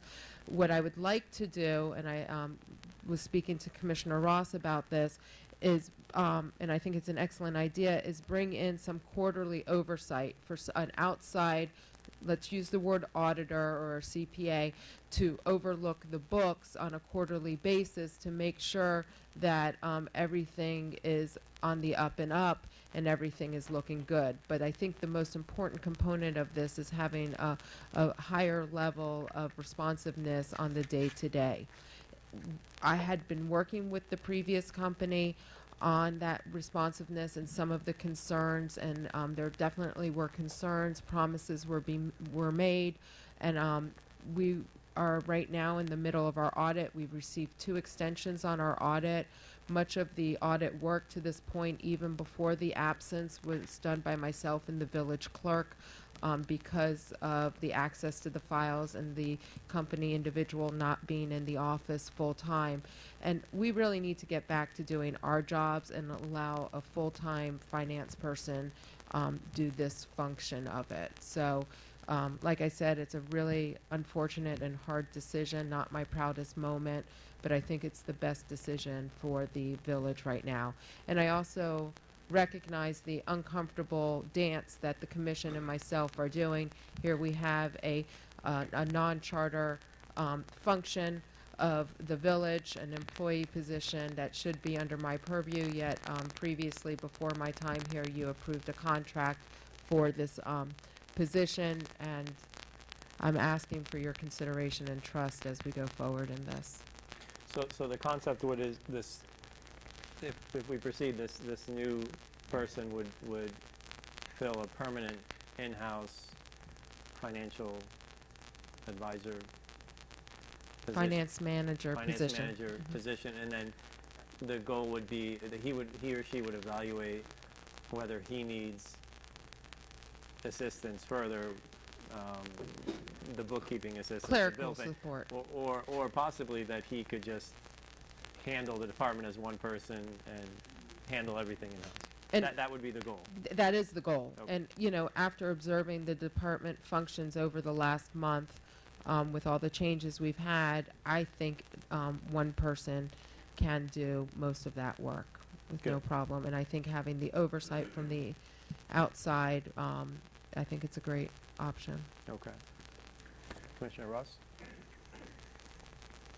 I've spoken very freely with the manager about this issue, and I don't know if the rest of the commission has had an opportunity to look at the resume and the details of the person that has been identified to fill the position. And I don't want to go into those particular aspects, but having sat here for several years now, we have been through several finance directors in the last 5 years. And for the last 3 years, we have been able to establish a relationship with this company to do our to be our finance director. And as the manager said, this finance director gave us limited hours. I think it was 8 hours a week, and some minor support. And then we had a finance clerk in place that was a full-time position. Now, I respect and I understand how that presented challenges in pulling reports and in other functions that among staff that needed attention, and that finance clerk didn't have the capacity to meet all of those everyday needs. So I support hiring someone that fulfills, meets all those requirements. But I have a lot of hesitation putting our entire finance department in the hands of one person, and that person does not have the. Let's put it a different way. One of the reasons that we actually chose to outsource with a company was that it offered us more support crossways, even though it was only for 8 hours a week, than having only one person taking care of everything for us. And I think that it behooves us to have those options, just as we have done with other services in the village. I'm not comfortable with having only one person in that position, and until we have, I'm glad the manager took up my suggestion to have an oversight, a quarterly sort of checkup at a higher level to make sure that we're on track. But until I brought that up, that wasn't part of the plan. But can I? And so right now, as of today, we have not identified and we have not reached out to anyone who's going to be that quarterly checkup high-level person. And I'm not comfortable, just turning it over to one person without having the other piece in place. Okay, let me just interrupt you for 1 minute. But the current company is one person, right? No. The current company is not one person? It's one principal, and there's one support person who just does our bank reconciliation, but does not provide us any other service. And it has no access to that individual, the principal at the company's data, information, has no knowledge. There's one professional. The company is made up of one professional. My understanding is that there are 3 people on staff at that company. No. I don't want to just, Someone was let go. I would just remind what the contract is. This is actually a 30-day notice, so there would be 30 days of. Yeah, I haven't. To the timing of Commissioner Watts, I'm not sure if this is what she had in mind with the timing, but we are nearly at the end of our audit process. So I would like to not make any changes until we have that process completed.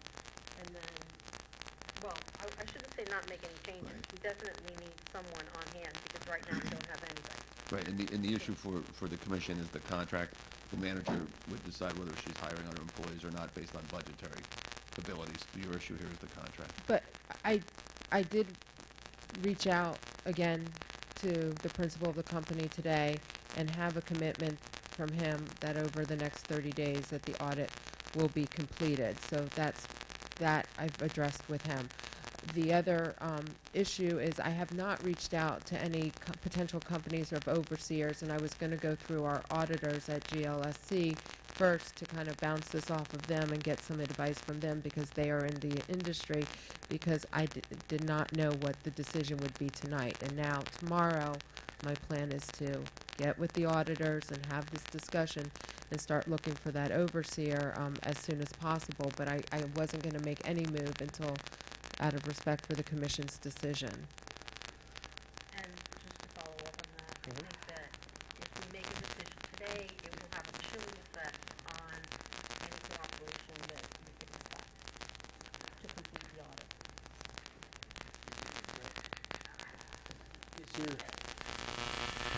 Before we even started the audit process, if you saw that there was some problems, we could have looked at and should have brought it to us that maybe to break the contract. But while we're in the middle of an audit doing this, that doesn't. Well, Commissioner Anderson, to be fair, I've spoken to the principal of the company many times about my concerns, and I had assurances that it would be improved.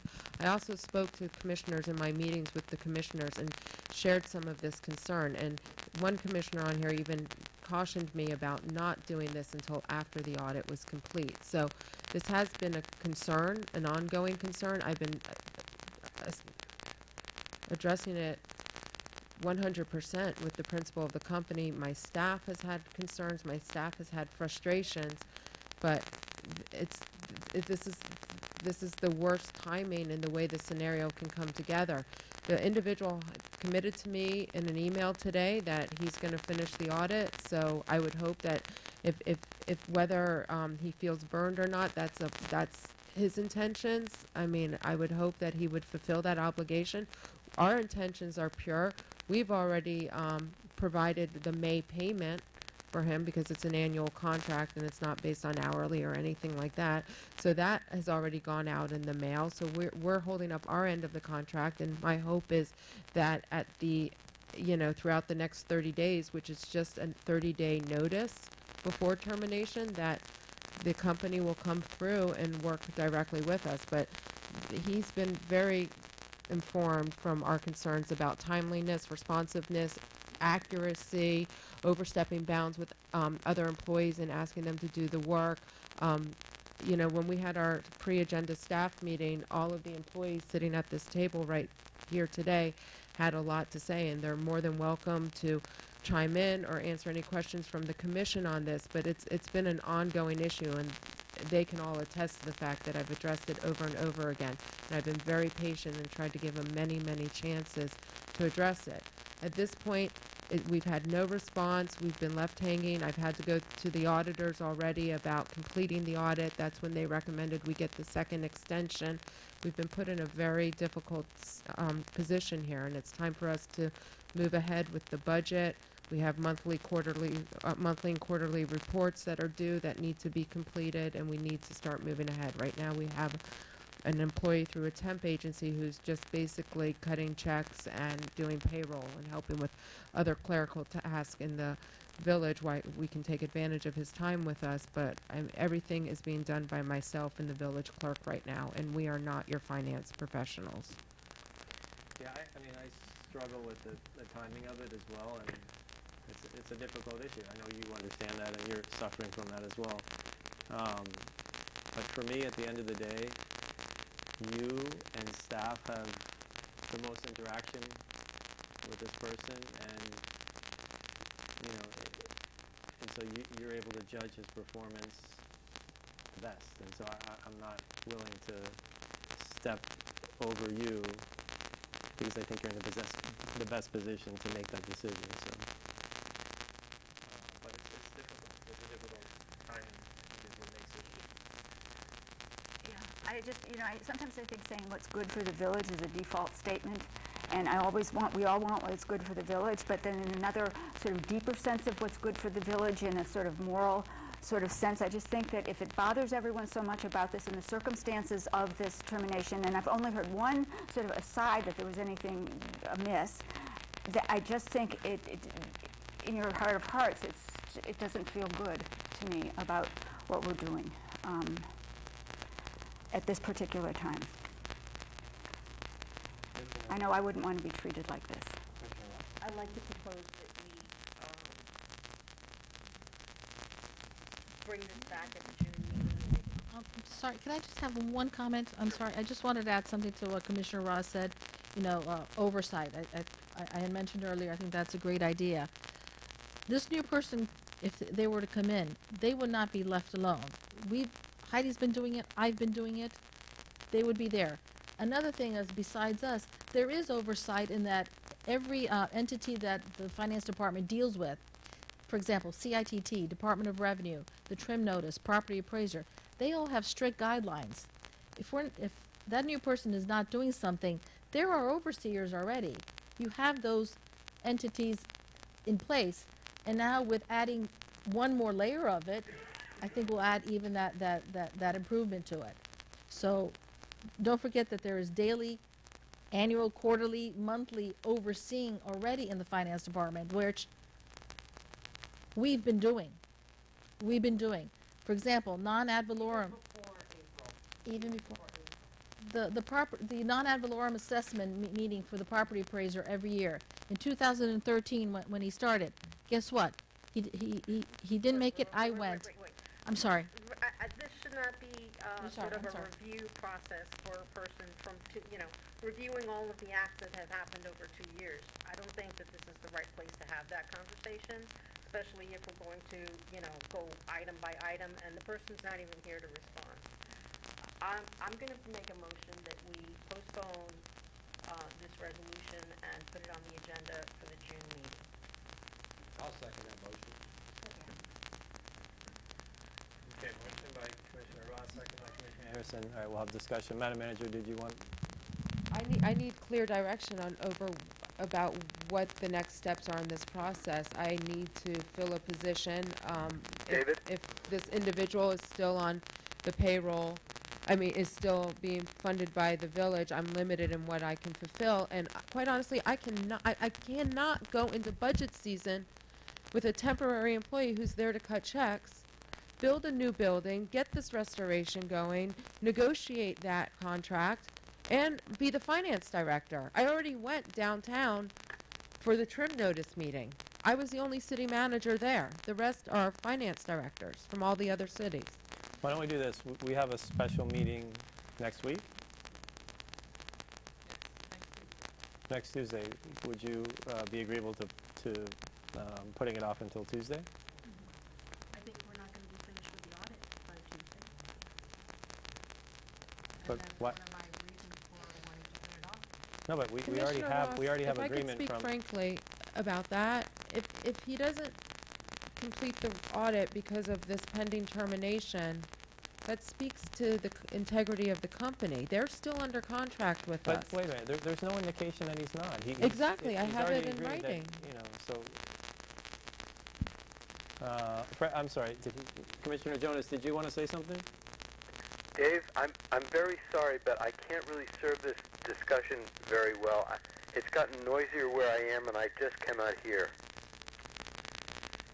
Okay, any comment? Any general comment? No. Okay. Would you be agreeable to postponing this till the special meeting next week? Yes, absolutely.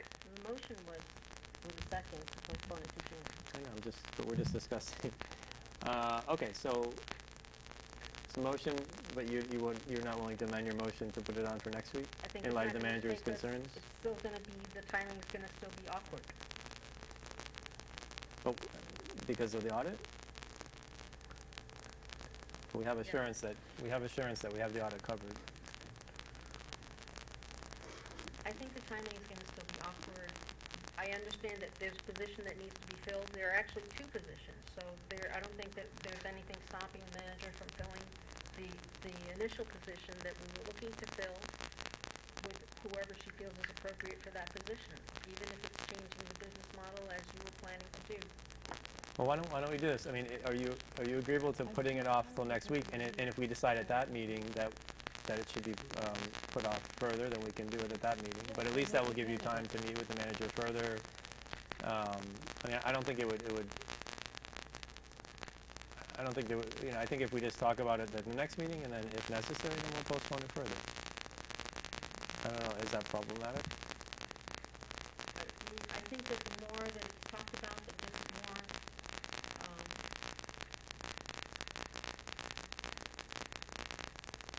more, that it's talked about, and more details that we really don't want to go into are going to be coming out, and, you know, it just becomes more and more uncomfortable. So I'd rather give it a little bit of space, give it a little bit of time, and then let's talk about an issue.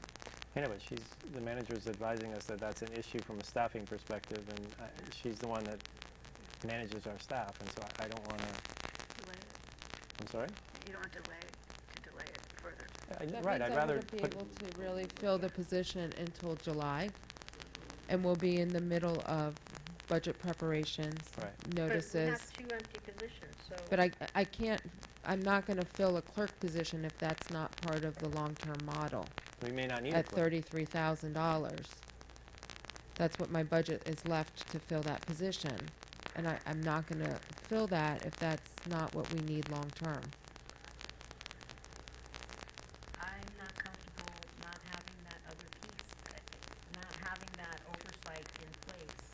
And Well, it's why going don't? to be whatever the majority of the commission wants to vote on, but for me, I'm not comfortable with it. No, and you can maintain that position, but I don't see why we can't just talk about, it's getting late, why we can't just talk about it at the next meeting, and then if you still feel that way at the next meeting, then, you know, we can put it off. I can commit to trying to have more information about that oversight at the next meeting, but I don't want to go, I'm in this chicken and egg situation where I don't want to go out and seek that oversight if we're not terminating the contract. So. Yes. What I would like to hear is the next special meeting is a report from the manager, is the company fulfilling its contract? As of, you know, because you were given assurances from the company, and now that's another week and a half. He said in his email that he's not going to fulfill his contract until starting May 11th. And the meeting's on May 12th. That he's going to recuperate for the rest of the week, and that starting on May 11th. So whether So he it's a comes. blank. It's a blank all the way up until then. So you wouldn't be able to report back to us whether he's fulfilling his contract. I can understand what you're saying.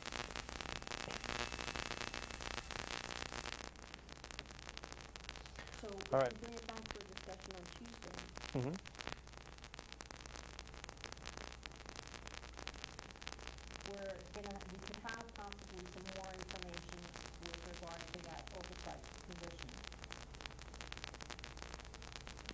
but we're still gonna be with an open end on our audit.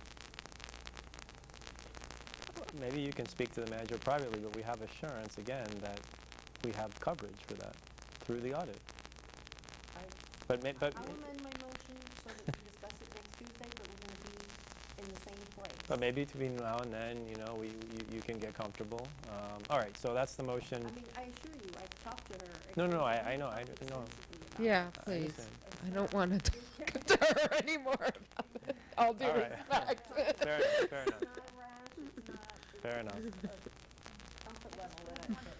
Okay, I have just one question with the, we've got a temp doing the assistant clerk?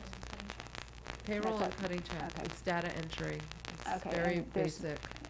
Okay, there's no way we could hire a temp that's a little more advanced to do the help with the audit? So we have the audit Okay. covered. Yeah, okay, if we do have the Yeah. covered, yeah. All right, so motion, you're amending your motion to continue this until next Tuesday.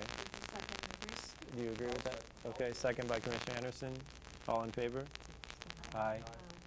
Okay. All right. Let me see here. All right, let's move on to 10D and E. We have ballots here for the Code Compliance Board and the Planning and Zoning Board. So, do we need any? I have a question. Okay. How do we designate the person who's going to have the 1 year? After they pick, how do they designate the terms? Well, really different because you were normally going to be doing 1 year terms for everybody, so. I would actually start with who you want to have your 3 year and move forward. You know, everyone was expecting a 1 year. Now some of people are going to get 3 and 2, so.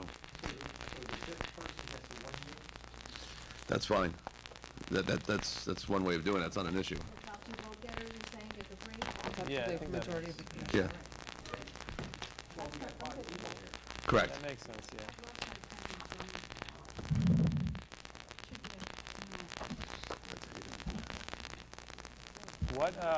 I'm sorry, what tab is this?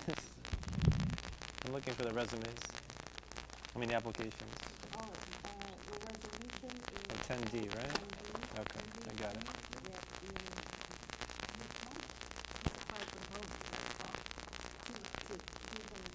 But what is their, oh, I see, Laura Graves, her name is not on the top, okay. And we need to extend the meeting, or take a motion maybe for 10 minutes, what we need. Okay, motion. Okay. Thank you. All in favor? Aye.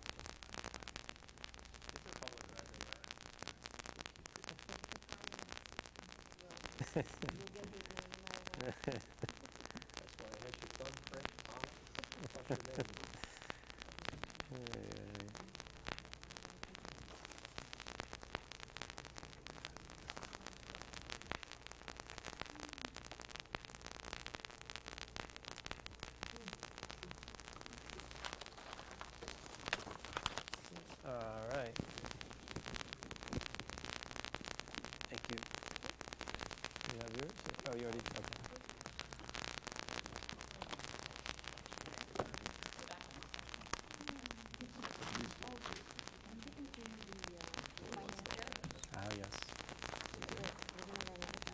just have it due next Tuesday? Yeah. I think so. We're gonna move the financials till next Tuesday. Okay? And what else do we have left here? Chapter 5 can that go till Tuesday? Sure. Okay, Chapter 5 goes till Tuesday. Everyone okay with that? And item 12A? Are you okay with moving records retention to Tuesday? Okay, that goes to Tuesday. All right. That's it. Okay.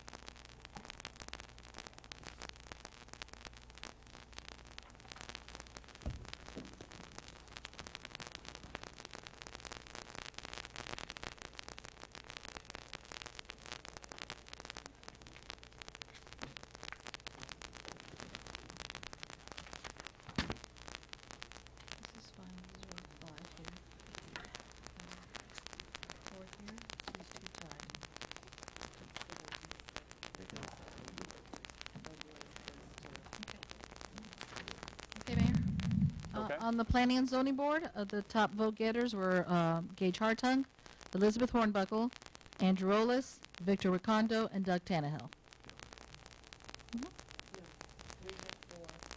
Yes. 3 of them had 4, which would be Gage, Elizabeth Hornbuckle, and Doug Tannehill. Andrew Olis and Victor Ricondo each had 3. Okay. Okay. Okay, now if you want to decide the years. Is So it the 3 with the 4, 2 of them would get the 3 years. right? So you just need Any preference? Gage, Elizabeth, or Doug? Are any, Out of the 5, we need to have how many for 4 years? No, 2 at 3. 2 at 3, 2 at 2, and 1 at 1. So there's 3 top vote getters. 2 of them would most likely get the 3. So okay, so Gage, Elizabeth, and Doug, are they all existing board members? Yes. All right, I say Gage and Elizabeth. I was going to say, I think they've been on the board the longest. I would say Gage and Doug. okay, just Gage and Doug. So Okay, Gage is in. Gage and Doug, that's fine. Okay. So they get Gage the and 3. Doug are in. Okay. Because they got 3. I was just thinking who's been on the board the longest, which is Gage and Elizabeth. And I think that would go fair. I don't know that this matters a whole lot because they're just going to reapply and get a right. Yeah. Who's the other one? Now we have Elizabeth. She would be one of the 2s. She gets the 2 year. I'll go along. Okay. Okay. It was 3 anyway, so those 2 are in. Okay. Elizabeth gets 2 years because she Yes. had a 4 high vote. Now you have Andrew Olis and Victor Ricondo each with 3 votes. So Okay, who so we'll gets give two, who Andrew- gets one? Andrew gets 2, right? Because he's been on, and Victor, and Is that good with everybody? It's up to you. is that okay? Okay. Okay, Andrew, 2, and that one. Okay, thank you. Okay, on the Code Compliance Board, we have a 4-way tie with 4 votes. That's Harvey Bilt, Dale Blanton, Linda Dillon, and Jenny Johnson Sardella. We have 2 with 2 votes each, so they're tied, so you'll have to pick which one becomes your 5th member. That's Gary Kuehl with 2, Laura Graves with 2. So who's your 5th member?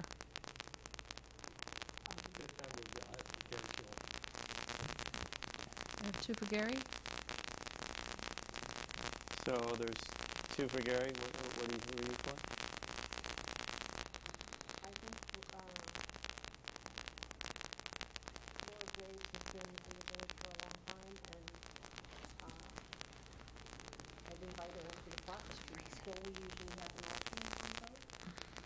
Yes? I don't know if it's written. No, it's not, because that's, code compliance is the state law. I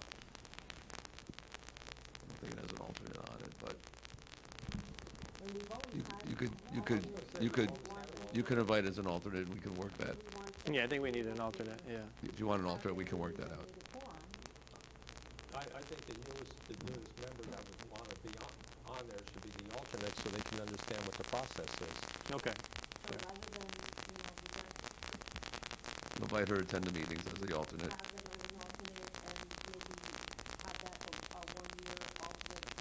We'll do that. And that's going to be kind of an ex officio from, that's fine. It's a good idea. Okay, so Gary is your 5th member, and Laura Graves is your alternate. Okay.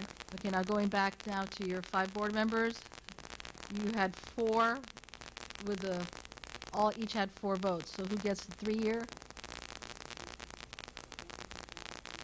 Yeah, I'm sorry, Harvey, Dale, Linda, and Jenny had the 4 votes.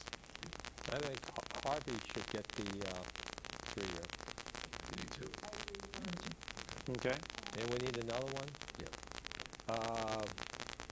Dale. Okay. All right, so Linda and Jenny will get 2 years, 2-year terms.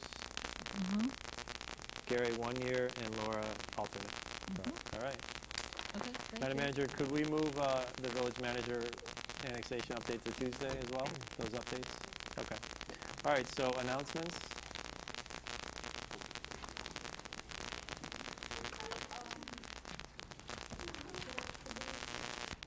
Talk about new business for the next meeting? Yes, I'm sorry.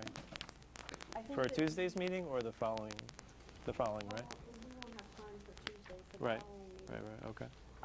I think that we need to discuss next steps, and it'll take some time to try to figure out what that, for the administration, for the manager, to try to figure out what that next step could be, what our options are. For what? With regard to the assessment decision, what kind of discussion we're gonna have. Okay. Maybe we can formulate something around the budget process. Good job, okay, good, yeah, good idea.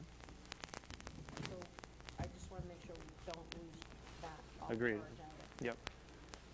All right, And so we'll that'll add be for the that. June meeting. For June meeting, yep. All right, anything else?